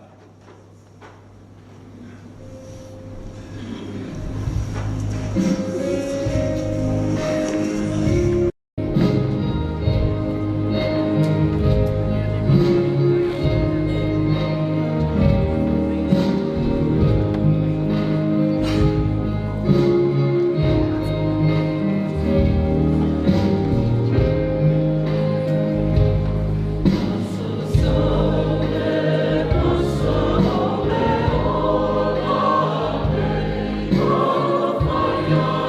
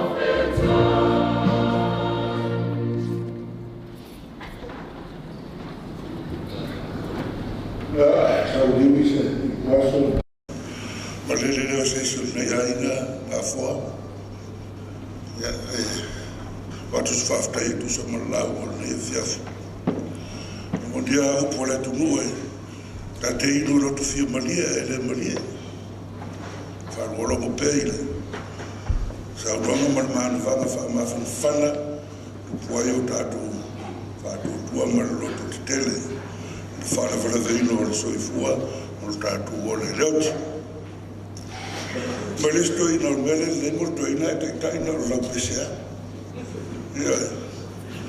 ya ma fo te le to fa la veino la ma mata mo fie o ma fa to tonga o ala se o fa popo se lu i ta tu ainga atu ainga no mo ma dei manisiana va fo mai do la mo te funiko ma le po na fia o ma fo nga na fi more than words si dia tu na lo upu e fa mera o ma fo nga ne yaso fai de mele lei mo le tala le lei fai de mele lei mo mo via o tala le lei sa o a popo e na fi more than words olha si dia tu na ruenga le lo upu na ngai le ola na ruenga le pue ola so i fua o na ma so i fua ngalue men mato ai nga fua pesa i te no covid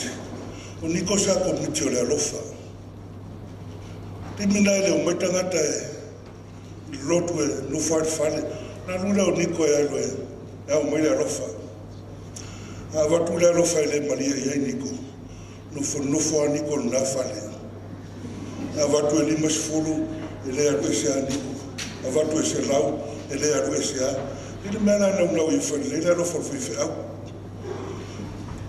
avatu do se lau le ro fa afta lo ko mu le ro fa ma ro ese ana mo ma to ai na fa lo ino au na para nga roa te funiko tanga to fa me le mo tala le be u por ne yaso tanga te tele ni ele leila na lue amu ia tatu ainga e mo me arufa yo mai niko lo pu masadera tu no de la aula de ava a say that to fo disat yo fa penal tatu gola i me lei fatino asa no no fa lo aulo por pesele se la ultima valule tali pese fo le taulanga ele tu sai tau o se mea i longa ai. Ele fa peta tu te fai me fa ta fulu de ngarwen. Tau na se mea tau ai de ai. E tau le winga nara pese le me pusie le o maki tua. A le winga o le pese. O le asa tatu au nanga te le tatu te manatu o te le. Fai baia ma fofonga tama. E le tai tusa ma le fai mea le lei o le tua lo so i fuomo le wala. Ane sa tau no i e fai fea. Nani le leo tatu au fai mani ngā ruanga e tau pua. E sili atu ai fai mea le leo le pua. Ne la mau pe upua na utau tala nei ai. A mutanga le tusia Paulo ya Tito. O au le alofa tu noa le pua. O au mai ai le whao le tanga. O wha lia mai ai tatu umalafu. Fai mea le leo le pua. E lei a mai la se vai ngolon so i fua. Au asa saa mai lo na ora pe upo le apostolo. O whaamativa ina o ia lava, ina ia te mau a ina i tātou. Nei le a whai tātou taupua. Ua whitanga a whai. A mai e niko le tātou a ina nei lui. Whai mea le lei, mo le tala le lei, a wa e siri atu ngā ruenga nei lo upu. Ia, niko wa awhtai tele mo nei lui. Ka lo whai, te lei sipo te la koe tuikia o lai, leo leo po, ia leo wha mau whano ia whala vau i vale, ia, whaitaro ngā niko te mua leo leo whatasi nāma niko, whala vau, ia tangata e siri atu, ngā ruenga nei lo upu. Pau ia siau whao popo, nā si whono whapipi, au mawhato tonga le au o leias, peo ntanoa iai, ka mafa le nganga o niko. Nga leile tua e mai o tātou loto, upo niwa yasu, nafi, sidi atu nai lo upu nei, Whai mea lei, mo tala lei. Wai e o na tua. E ala e whaalongo ai pe upo e maasani ai. Ai whai mea lei, mo tala lei. La whai mai e su uru whale mai a. Au auna lei, uru whale mai. Au auna whai mea lei, uru whale mai. Whale mai le whiawhia o longa lei. Tara mona whapena. Mara le ngare ri ani. Koe ui nei titi taimi. Au nai.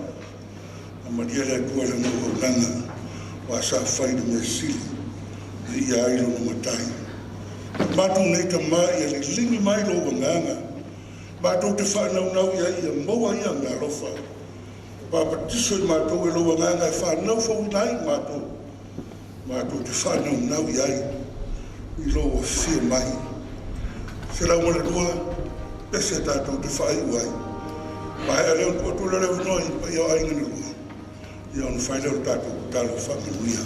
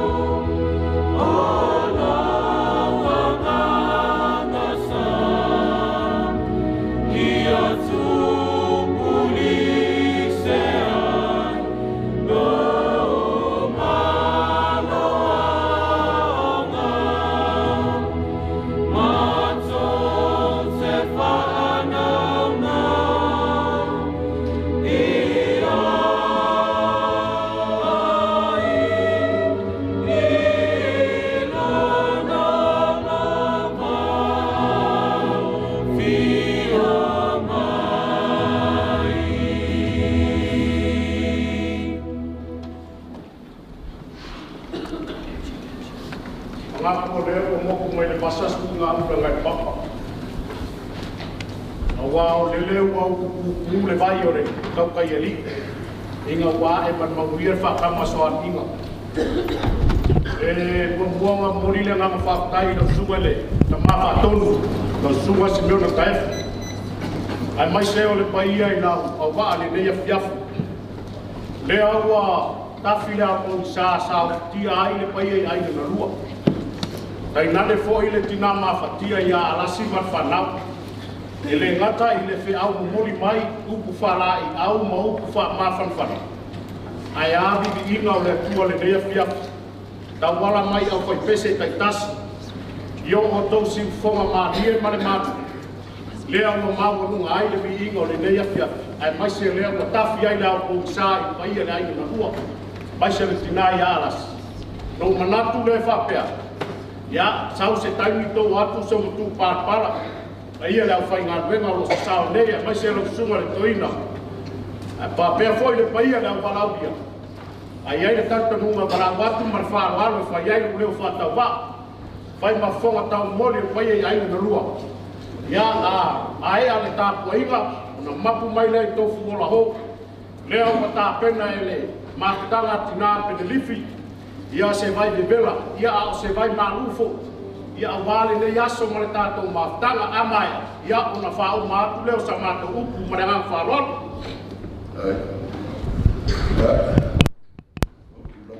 dai au mala fafta ile kile to fafta ile wa manual fana ole kuai au arlofa ule ngasi ki matu le sunga to ino brown la ule afta ile fatia ko nulai Ngata I pale na rofa o moli mai pe senga after tele lo to ba le o itef o manat wai au fa fuma fo le stia ko no leva o to fayuso au to taro pe senga o pai mai ma lo fa after tele lenga sini matu ya mole afi mai mo fa ma fa nanga mo arasi ya mole aina le fiafi Foi fafte tele yo so fa au ya no si la fia ya fa au la inga nei ya ma ya lo te ka ia la fia fa la inga afta ko so mai tatu ta prima si tu fafte na fo e tele la so mal fa fa ngalo mal malama ya mala me la no te ta ya lo fa la inga ya ya lo fa la va wa a umi ya tele ya lo wa va tau fiaia ele foi o tau fi bori pau ya pe ora ma foi lo foi tu matu ai nga a pupu ya ina yo fa pe na ona o ne ival tatu lot fa sta mo la mo na tinor pa maior nga ngole tu fa pe se tala na fo ya yo vi ele tu ai le ora sunga fa nga ina mo le fo fola tatu tau fa ina ngona ta pe na tatu fala fala veino tatu malanga le tatu mo loto terei mo na lo le tua fafte ni mori ya fafte tatu ainga e pulo le auto pulo mo ngo nei po ya le voto sa no ai tatu mori ba al mesidi ele na lo tu la tatu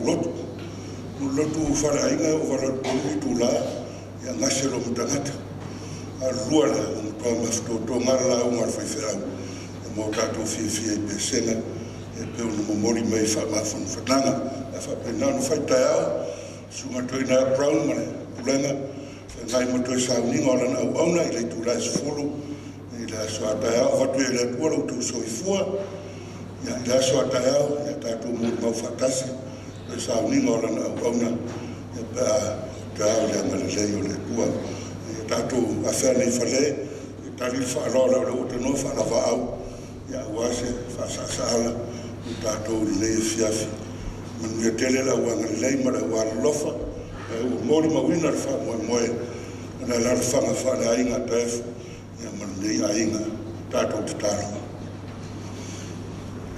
mato talo le fa no o mato nganga ya to e lo fio mai e te ta pena o mato loto ni fa la vela la mato malanga au matu roale winga le ola na e mai matu so i fua o le wanga le lei a be foi le fiafi tai sa ngale mumboli atu mato to sa ninga o la o na kai au e lungo i mato manei le manuia file mo la fatele o la fiole tu ma anga le si che se Yesu per solo mato lì ma frene be mato lo nganga pa ia nei mas mai o fa lava amen.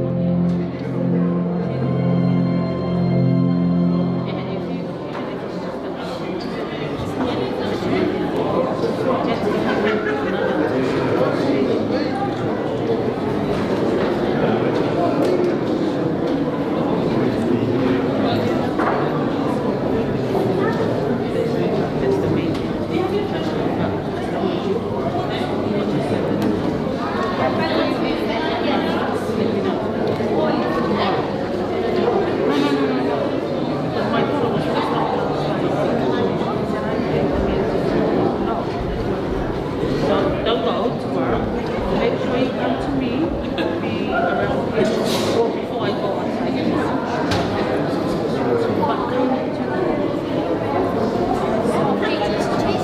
A heavy one.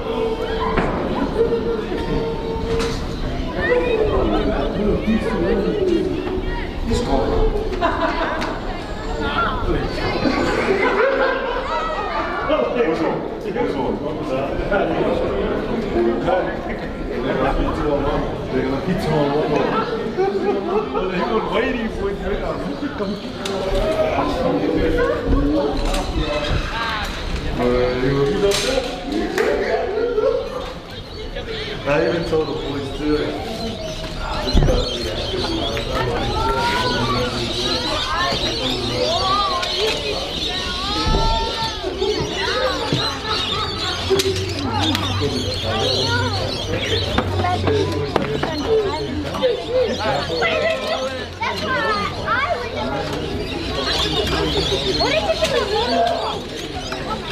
Can you come to the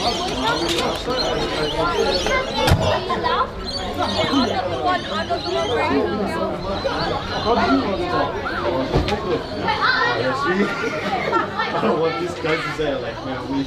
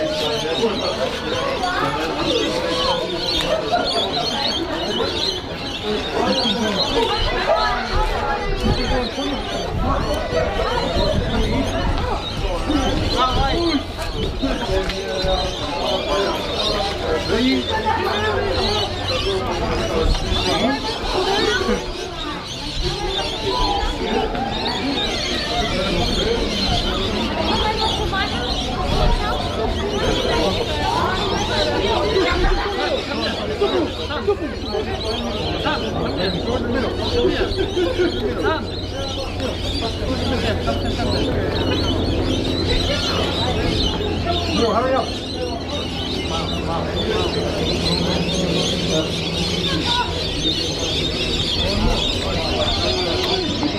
Did we come back on?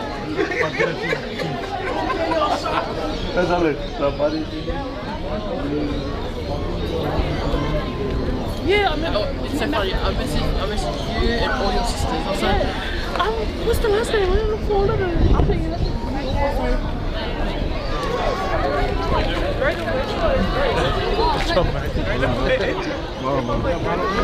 Hey, where's the, you know the girls that were picking the Oh, yeah. It's from Liverpool. Oh, this? Yeah. Because I told her the 6 pound, the one that wrote. Oh, yeah, I've seen it on Facebook. You shared it. I know that's it. Yeah. Say things to the girls. Yeah, which you do with this stuff. And then you did a good job. Oh, yeah. Hey, you want to say hello to the people? Hi, everyone. Oh,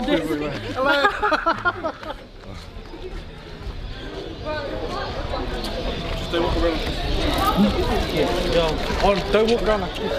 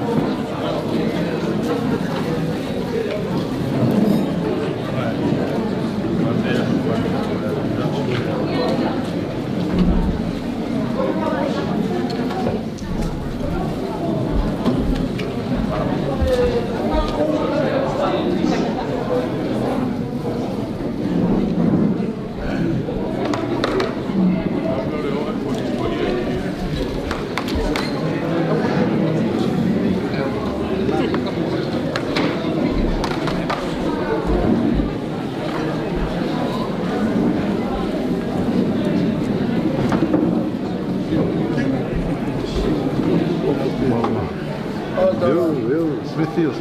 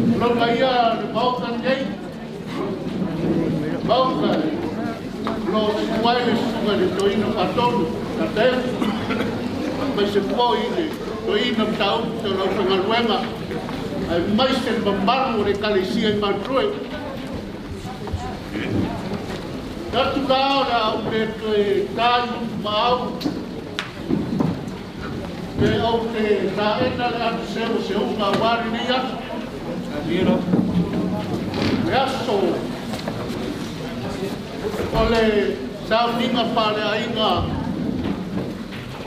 awale usu bala upaia yonga ni akono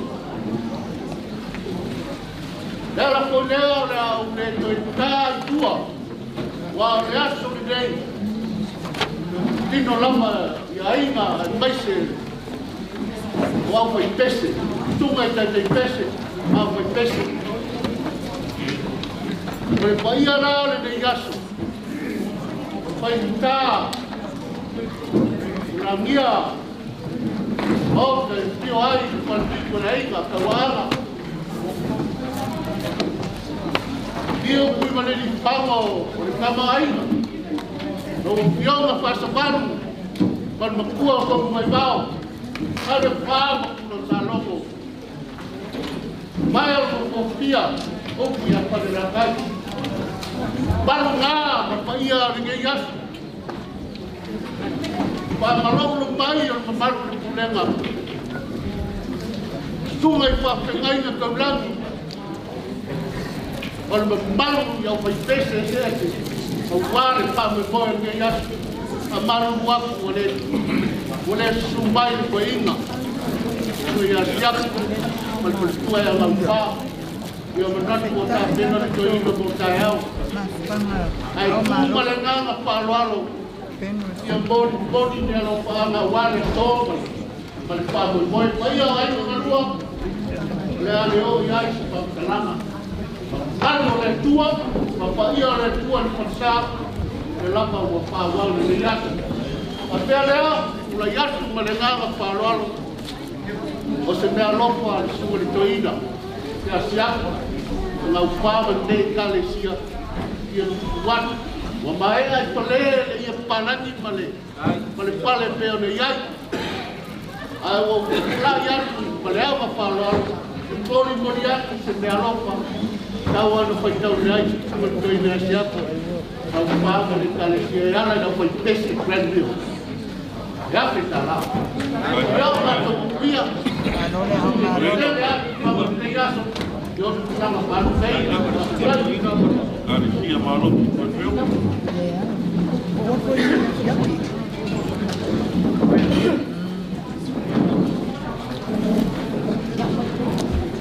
Wow. Uma whapai ma whakurole kofu ola hou. Malai. Suai lau sungan ko inga o miki o me kau lau whingan wela. Paisi whai o le kalesia me a tue. Oh. Upu e masangi eile kumu malokia se mauka. O ngā whai kaure whapea wa ia le mauka. Langia whai se ele. Le whai kau whai whapea. Ua pau, ua au, ua maki. Iai ai ngā lua. Ke mai alo whionga ki a kōkai. Wālo i ala i kawaanga, me lako kamu. A whiol whāwhiku rea kangoa. Ngalo e whāia whale la kai, ka ngaka le whau mo pulo sa longa. Ka gare le sua se yuri o nalo le malekoa. Whiol whāwhioli i. Ka lal kai lau ko whau nia, mena i sa nia. E langi o le kangaloa. E masangi ana whai kau whapea, kulaunga le langi kua kasi. E whai ngā kā au o makangi se ia a koa langi se furu. Ono whaka kala leo le langi. O rua i langi whai ia o Samoa. E whamai ngā ua kofi le kumu. I kama ma ainga ma le lako kama. O ainga kupu, o ainga kamali. Whapea whai leo lako kala. Kuronga se furu o ao kamana. Ole so. E lero se aso ngā mamake e se kanakau. O le aso le kia e le se ua ma le mua e le kokia. O le aso e pule le akua. Ai au whai kau whai i upu masangi e le kumuru. Kua la hia mauka ma manai whango. O le ngā. O whape ngā le so. Ua ngā solo solo ao. Ua kō le kiku. Ua ka ape papa. Wā le whio rai kawa anga ma le lako kama. Whārwhiku o le kangaloa. A wā walangia kupa kupa o le mauka le whio ai kaifu. Ia, o sui e fōi whambo le nawa, o kulono le koko i malai paka. Wā, ngalu e whāma whare ke lakai, ngā kore wau kulo sanako. Whapea lea, a wau o whia pai langi ia. Lau o whionga kaifu. Ai, nge i wā se o wale lo mako ngofo mkwa. A reupu mongi. Painga kāpele le uso mongi o kuku o mao kau sili lau. Whaketianu. Oso ia ke iso. Pelea. Ia, ulogia kala nae. Makulai mai au la koko. A au le su mai o le su mai le konga ia ke sala. Malfarkua ia michi. Whamalofo mai kupai lea o se koi ukai o le kalesia lea mange kalesia pepi. Pia kawaku le makukoko. Ua makuaku le laula au whalaika. Pane mali ia palangi keu waki saa ni yonga kia kou. Mali lima se lau lea, mo sesi whamoe moe. Kia alofa mai a lea pua. Pau alo kele le ngā man whanau. Langi mampa ia ia ngā roa. Piu kala lea, manga le upu o kala lea. Inga i sama whaku mawina penso i moka kongu. Ia i le ola, whawa wau puako, tunga mau, so i koma i mawina pau.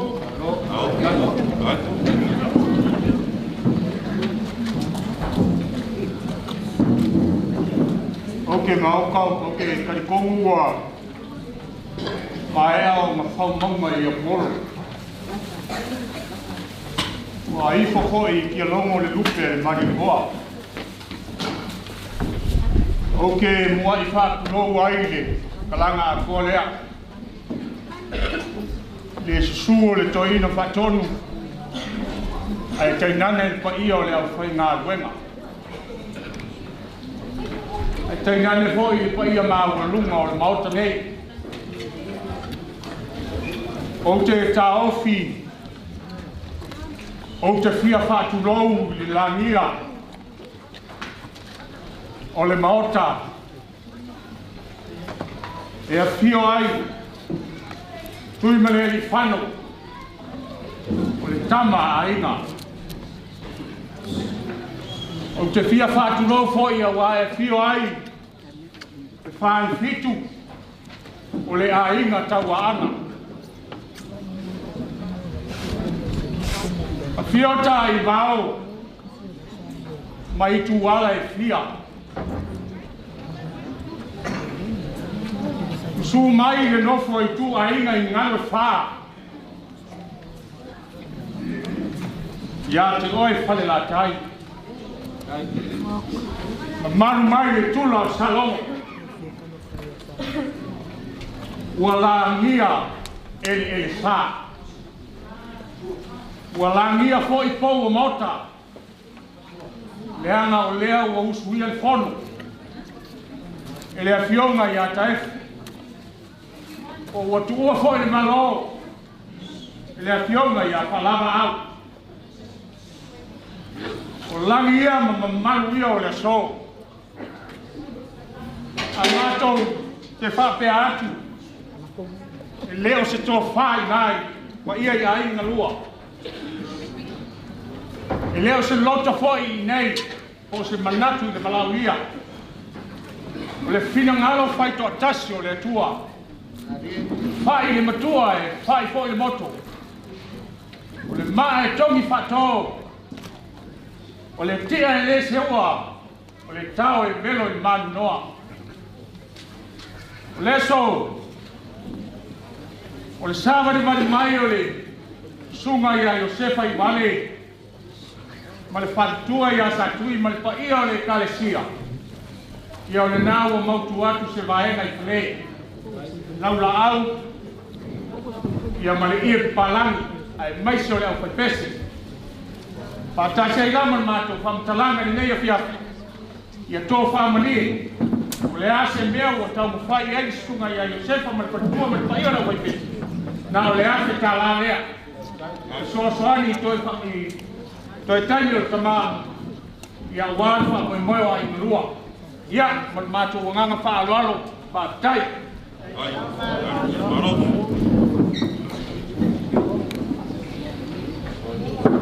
ia o te manatu o lea wana o fa tu lo tala lea wale su o la sunga le toi fa ton nai poi pa io le fa na venga nai poi no malu sa mo o foto nei te fi Kau dia tengah bayar. Ya, boleh aku tadi ai na. Boleh lang. Bawa bayar pun. Dia tak boleh salah tengah bayar. Tengah bayar tak salah dia. Kau bel tayau na. Dia lah satu kalung, dia lah alu lang mau tayau. Kalau layu aku tengah bayar. Ya, mamalu waktu satu pulenga. Ole lava mai to ina fa, ole tatu pulenga, dunga ya patea. Ole o su mai ton tamai tua ya tamai. Ma tu sabe mai. Bol mai se me alofa ne a pes. Dunga ya patea tamai ne a roti di lamu. Na o te atu. Bot ta pai. Ya pai teu mal pale. I ma ora te un ma ba ta o pie. Ala tulai. Ya na se vima se lauta la. Ya, saya isi paya wali. Cuma keluar mana? Yang manusia mereka mereka fakta.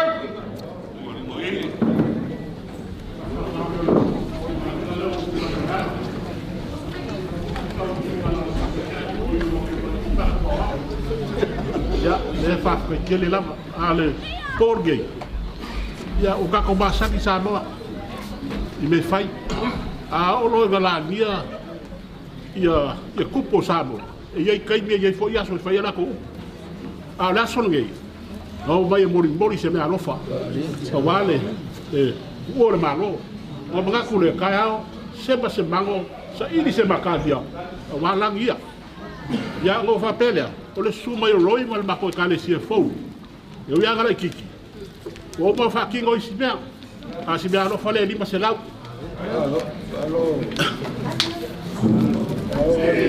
O ke kulai ma le apa ma le whaoraro e kawai.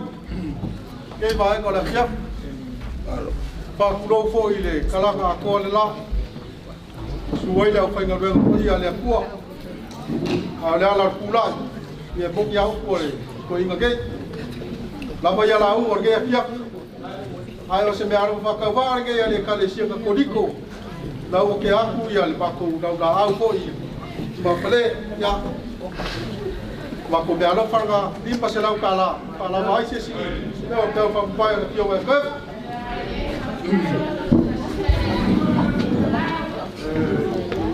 Kere koe si se mkala langa. Kere koe se mkiringa nga. Kere upo makupo. Warele waka opo le upe au malama koi. Malaya wa masu yaid ma malama. Pasa balum kaefu para ngako kere koe kaukala ni ko kako maro wa misa le tuak. Leo wa kere sa wa misi o ko ni fia. O ngako le le lava ma ko le. Ai rakala ile ma la pero ina male. Yo me akai. Wa peia o monia to ma o ma kai fuero por ko ye ngi so se me akai. Ma ke no pa kasi ko ma kai niko.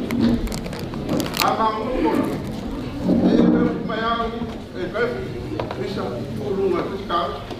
Sa ku na ki se de ya oi são aqui numa. Ya pa pero pai. Ai kalu pai.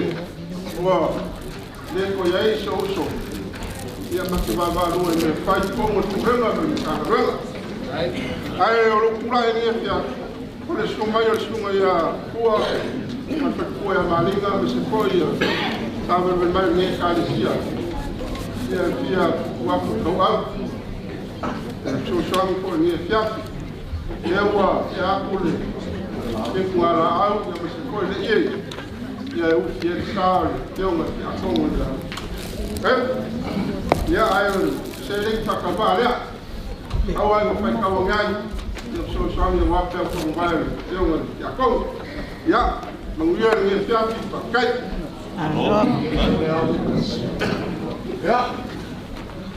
O mga kumako kile ko kai ko kili pe la ko ke asa i mo fi. Mong ni ai sa wa opa. O opo aso fa pen. O kai ao. Ale mo falo longo. Ole u fai ei. E ole u pula ia. E mo mori aku se mako me alufa. Ale ngei au loku. Pa kasi ai me se mako kalu ma pese. Lea, e afe ka la. O sunga ya valele. E male kale si e spefio. E u fai mo fia. E mo mori ala so kai au. Au boka. Ma ko i Kalau masuk kaya apa ya? Lupa ini.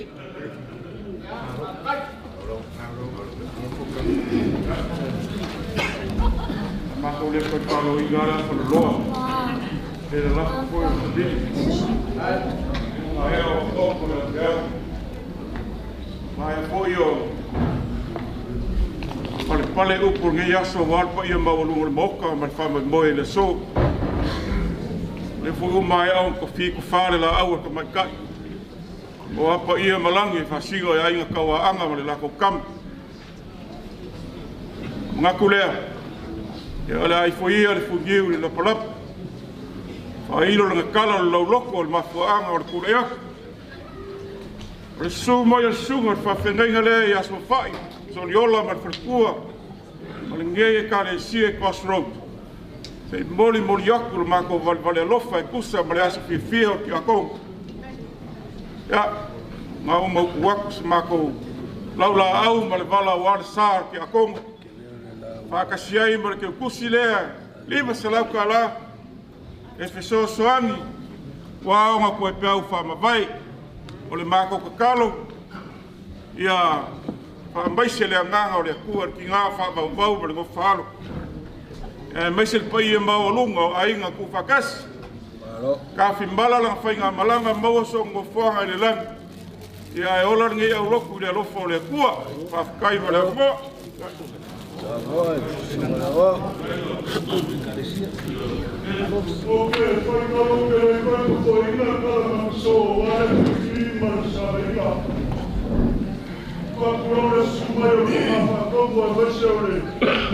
Pai ora ko maruanga ko kofia le tua. Pa kulo foi le pai o sambo ko koko le so. Ma ko ngaku. Ele ko e fa maosa ma ko fa kalana. Ole fa ko pai pai no mo ko fia wale so male. Ka ko mafkama. Le awa ko la ku ke famuor na folo na fo le. Olo kulai. Foi uma foca mole o maco com a fai ferro. La su mai le sunga il fa ferrenga ia fa sau ma le farcua ia irona. Ma ngai kale sia i ke liveio. O maco que fia fai na lofa foi o ar poi ia i na lua ngai pe fi per fa lui poi. Maco fa pele o nawa macuacu. Le ia palangi marqueu na la o laula au na mai isa la elu le oma foi lea kau kou e asi. Iesu inga ua koe ku. Kakase ma le selengi lea. Ia e so ki isi va enu al wha moi moi. Ai. Ia tele ngea teo. Ano. E lima se lau kala.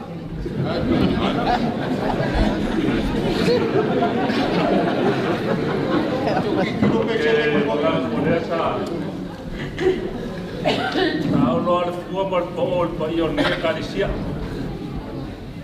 A mako whana malongo a mar koa. Ia au ala foi mo fua e. Sau wama ka whekalainga ngeia fiafia wāra ngai kua kako. Kako lenga po nkanga me fo. O uko e whai le si papa.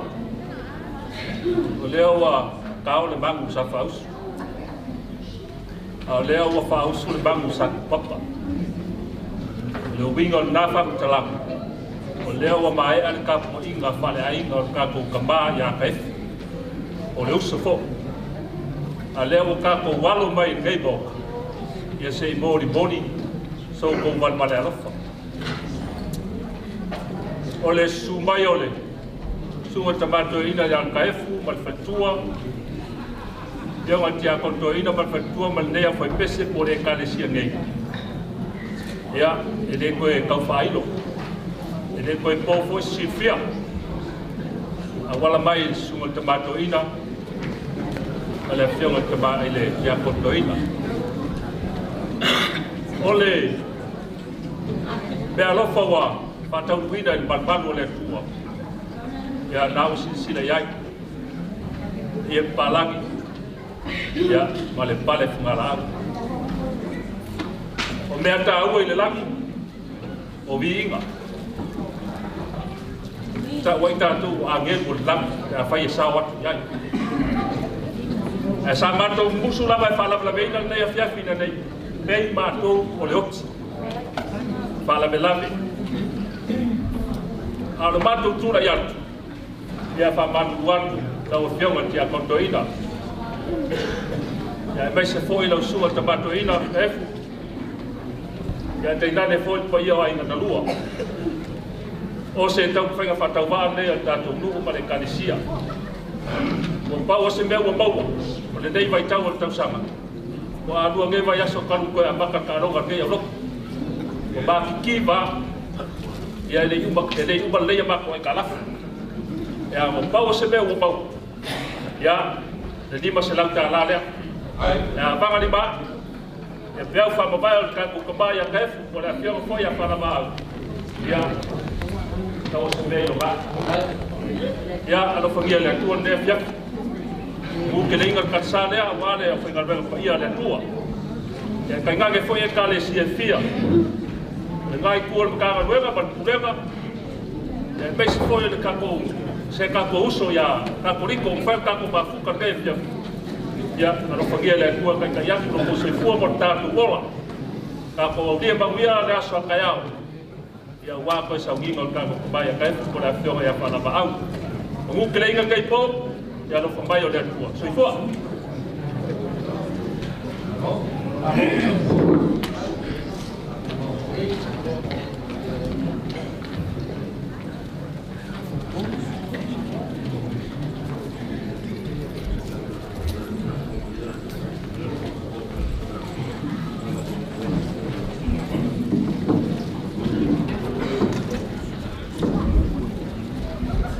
E ai le kala e fai ila inga kawa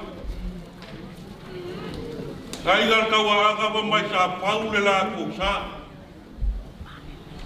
por sa le ola inga kawa ka mai sa pau le au po o mai ka pau le au o aku le inga o aku le inga kawa o aku mare o koe pau le ole o po ia leo o le pai o la ka wanga o le koe pai se la ku o le ale pai o le pai ele la ku sa o pai no le sa la ka wanga o ka pau le o pa pele o le a nga solo u e a maka i ka pau le au alu ma le po pai o le ala le nga o le ana le upu pa pea i le upu i nga i pone la kai wa ku i kai le sao le ai ka kawa anga ta pa wa po fa pega le nge yasu maga kula le nge yasu le so ora le ko kai kuwa sa ma ko kala o kai au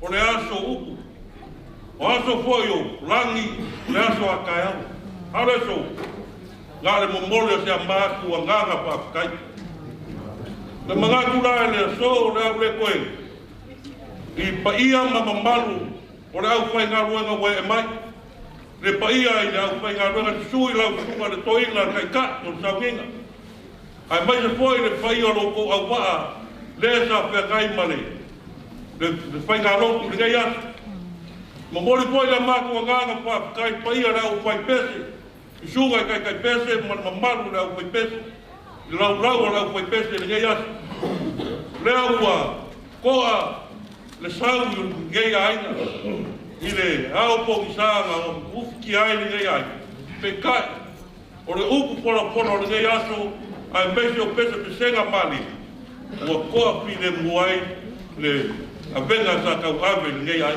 pa kai ki pa i o lau po pese pa kai lo ko mangaku po le ngai aso e pumori aku le mako nganga pa kai mori le ngaka pa kai o ko i keu pala au ai le ngaka ia ko palang le fogo o ko ma au se le faia i ka lofa o le asa ma le pionga ia kai le asa ma le suwa ia kongo pa i o ko pulega o ko pa malolo mai ia waro ko po pa ma vai ni ma ni ia o mori le ma ko ngaka pa kai i lau suwa le kai kai o sa winga lau suwa tupeo ai mai se poi le pai o le pula o le po a wa e ya e upu por sa wi le sunga pa pegai ya nga po pa kai le kapena pa kai le sa o mo le ma pa paga o le pa ku o le pioga ya ka upu pa ma pa paga o ya le o ma ko le mo le ma ko nga pa kai le ya io ma ko upu o ma ro ko mai le ku ya po ai pea ia le sunga le toina kai o ngai po le malo sinkingo ai mai se ma po pa awar pe au manga luenga pe ko piai ro ko ia po pa ia ora ko nga luenga ko ka ko ma ku ka ia wale o pere ko pa na le mai le kua ia wa ko fi ma kiu ke pe ko pe o ko pe kua awar ka la inga pe au manga luenga le kua ko pe o ko pe kua mo ko le manga ko awar pa ia ora ko pese sunga kai pese ma lau lau pe pese dia wale Pa mapo poi go o pesa e kalesia kai kasi. Pero pokia poi e kuat pa ia lasi. O sa mo poko nei atu. Ia wale ka ko pakana nei te kifo para lak. Ai apa pegai sa mako kala. Ia pa ia ra ko nga wena pa marua o kai au. Ia ra o kwai te ko maau ma te pa ki ko ka wan ka o nei atu. A ko kai te singi o kosa e wale kosa wan nei pia. Ia ora stua nei toi na paton. Ia ora pinsingi le o sa. Ia ora stua le korkua ia pa nei ia tawai. Ia mo bau le ka ko rama ia pinsingi le o sa. Ai. Ia ora stua le. Ia la po, ia la po, pinsingi le o sa. Ia pinsingi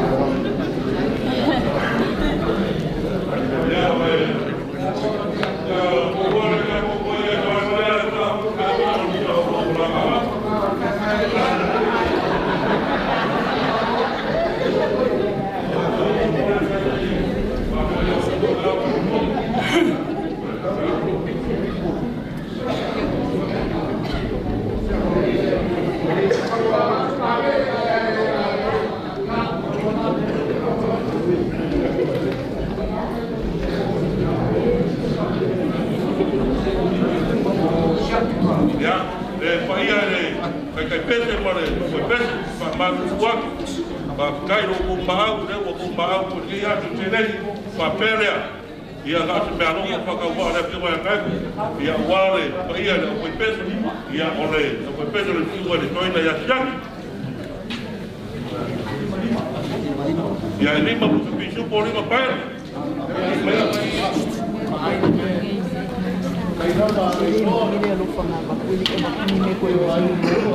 ia tua sai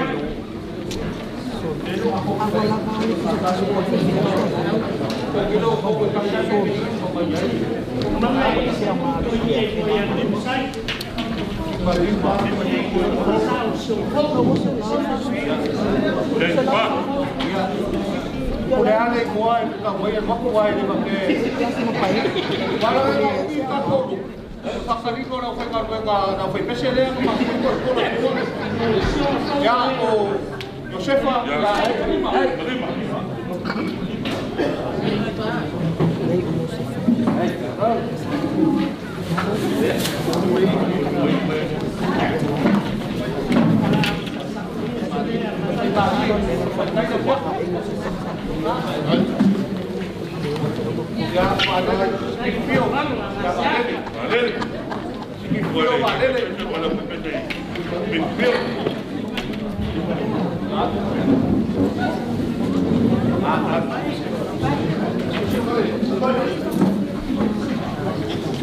Amai, foi.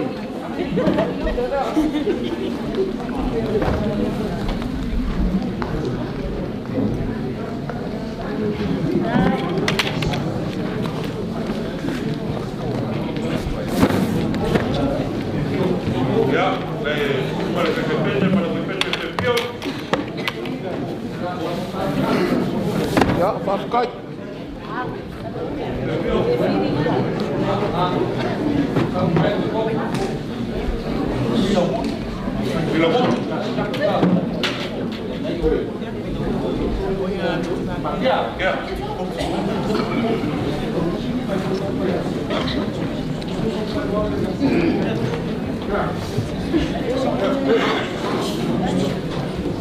Loa nasia. Ya pula banga. Kalau bila pula.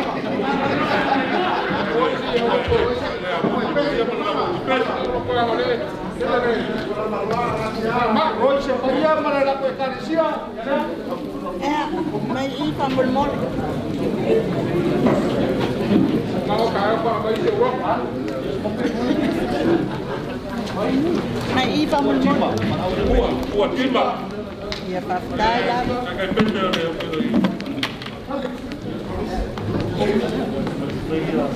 Ya bicara. Mai orang aku buat promosi yang berberbeda belakang apa? Oleh tema itu yang ramai dah saya. Mau ya. Buat itu betul mana? Betul. Kalau supaya tahu mana tu. Buat betul mana betul. Apa?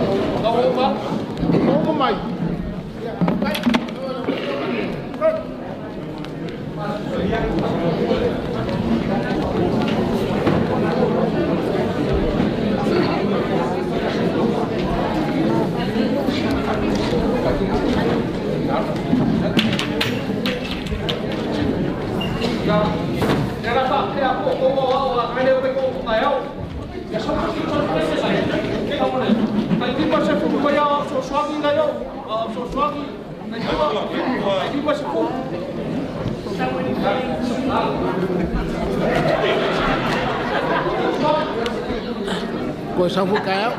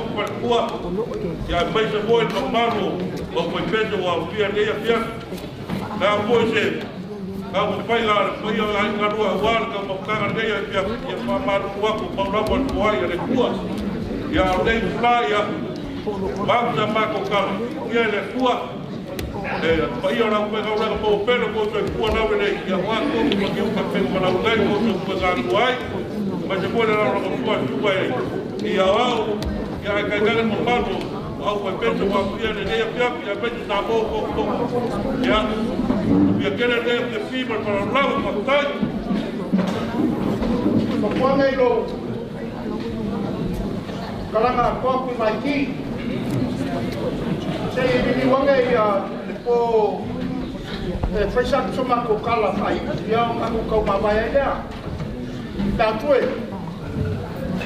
Ele amo ili wopa. Elanga oleh malai makanga kai ngofo maleo ai.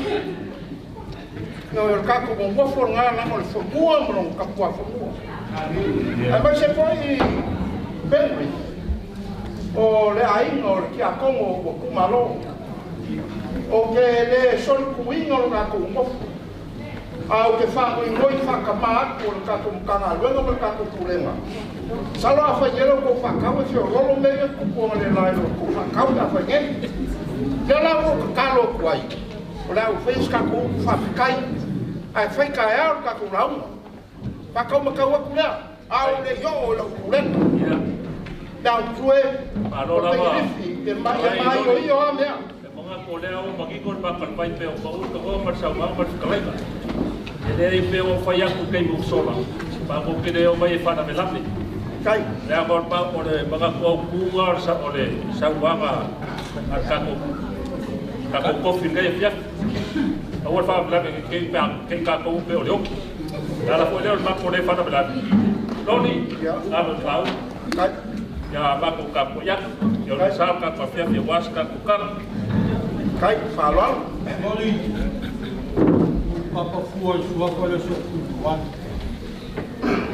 nga ko le wa ya no le si va lo ma ka pa ia le wa le so mo no fa mo toi ya mga ko le ya la o le ko fa le la me tenga ni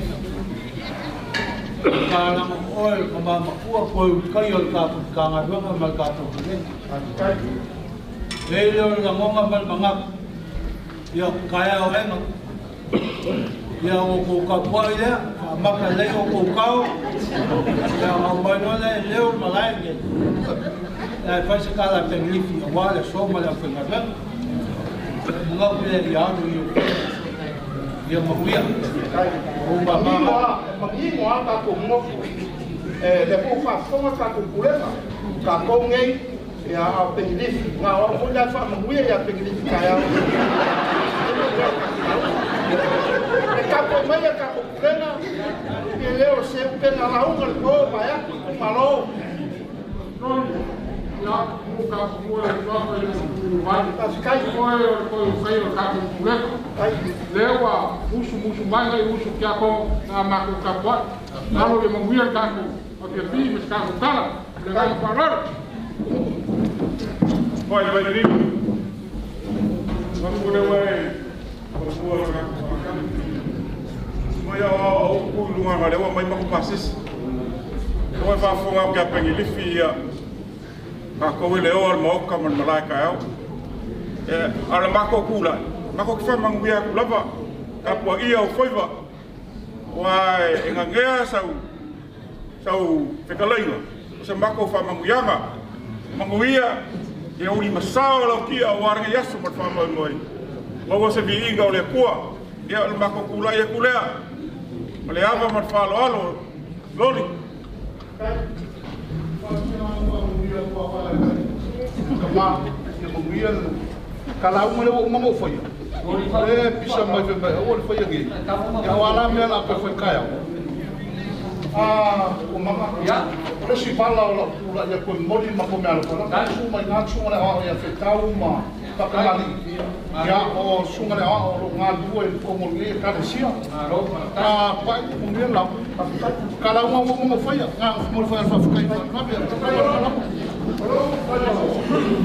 yo le la fe lo fa ka mo sori ai ya le ko le pa yo ka ku le ko ya ala ba ko fa ko ko ya oi fa ya se ka ko kala a war fa lo ma ko le pe o ba ma u le ya ko ko iba ai nga lua ala ba ko ka pai ma wa ko ma ko ma le la ko fa kai de no ko fui ta kai de le kai o fat kinga ne ye ko le u ba ke le ka ko sir fa ya ile ka pe ka no e le ka wa nga mala ko kama na fa ku ya nga wo ala le ko fa ya le kama o ka wa nga la wo ko o ka fa ne oi la wo fa ya ni malo e la no lupe le la fonga malanga mali lenga ko fai palo e le lupe na pele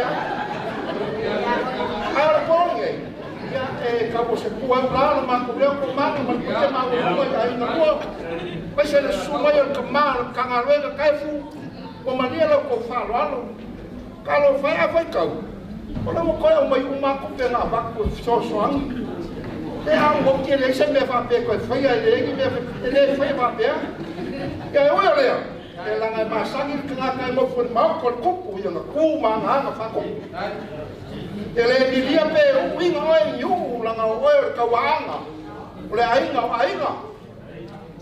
e o e langa e a kangolo ya ke o e ya o ke le lope te lo e palangi yo mo ia mo mate al po ya se kamo faina mai kai kai ko lega ya ko fa malia mo mai na ngolango fa ma fa ya se legi wa au ya siaki man kulega na ngolango ya mako fa malua ala ma au mal belsia ya o sira fia e kua la fo ya ke ya va fai ka langa mo kai ma kanga ma sunga ya ka fo ya mal o lo te gile ya fo wai ku ka ku ki ya malo ele ka sirwa ma sagi lo ko ai na fai fa la belate ko ke ko fai lo ko ai na ka fi bala ka ya wal pa ia ele ka le se te gile ma se ka ko ai na ya o per barosi tefu pa ia la foi na luenga e pa ale se ba ku kana ele vidia faugio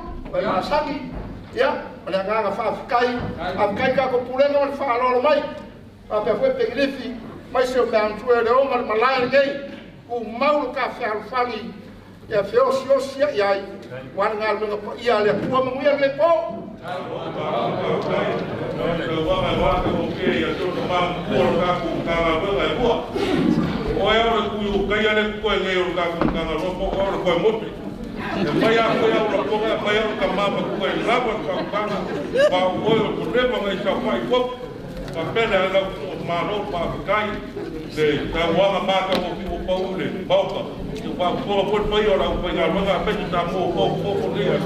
Ile malenga baina oi foi como cuorca com cangaruna rua pa perna ya ole rua de laura ya la colega sua de mamam rua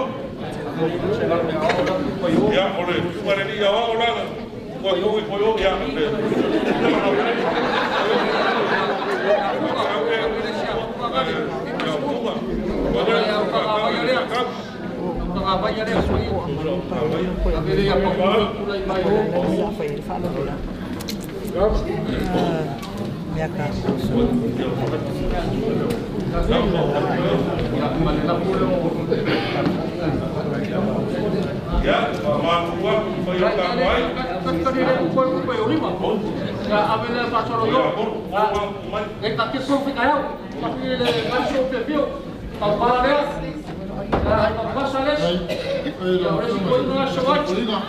ya ba kule ya mfogo bakola mfogo na yo ile abelo ya bayaba ya ko manes ko ingala so ya ko manes ko ingala so pa pa kaya ko abelo ma sisala ra ko yo bakolo ya abelo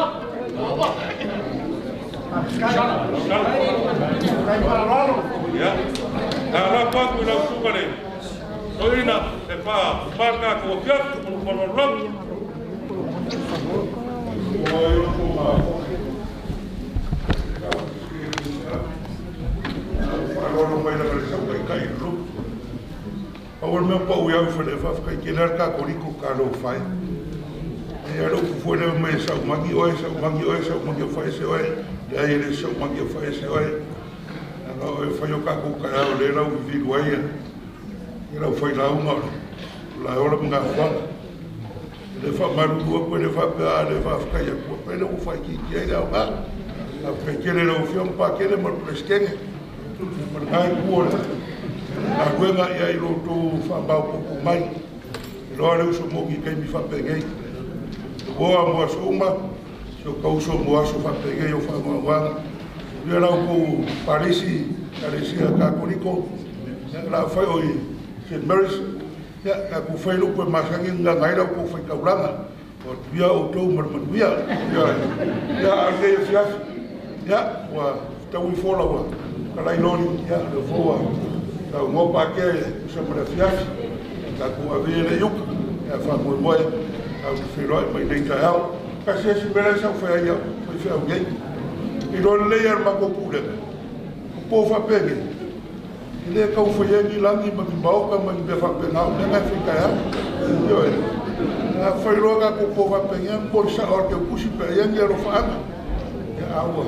Ele maurangi u fa alap. Fa lupe nge fiafi. Ang fa ku amora kūrega. Ya lau sila fia lera kūrenga o boni ngau ke kusi. Ngare mboni aole. Pa rori o. Ya kai au ka kala lani o. Fio mai a kaifu.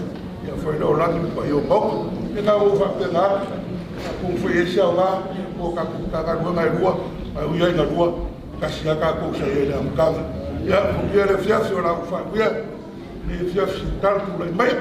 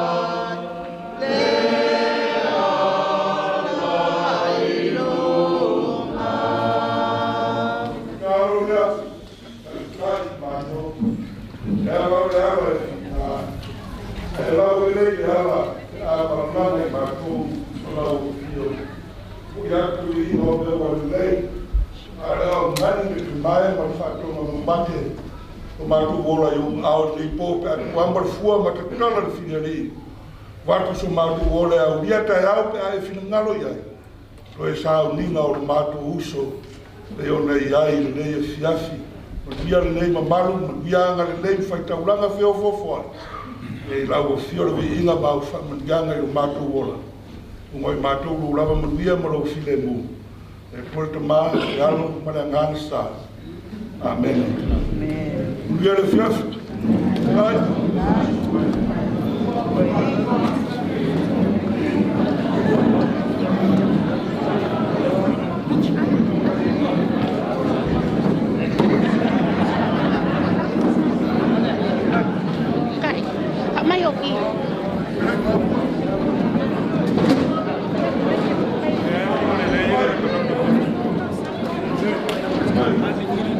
Mari.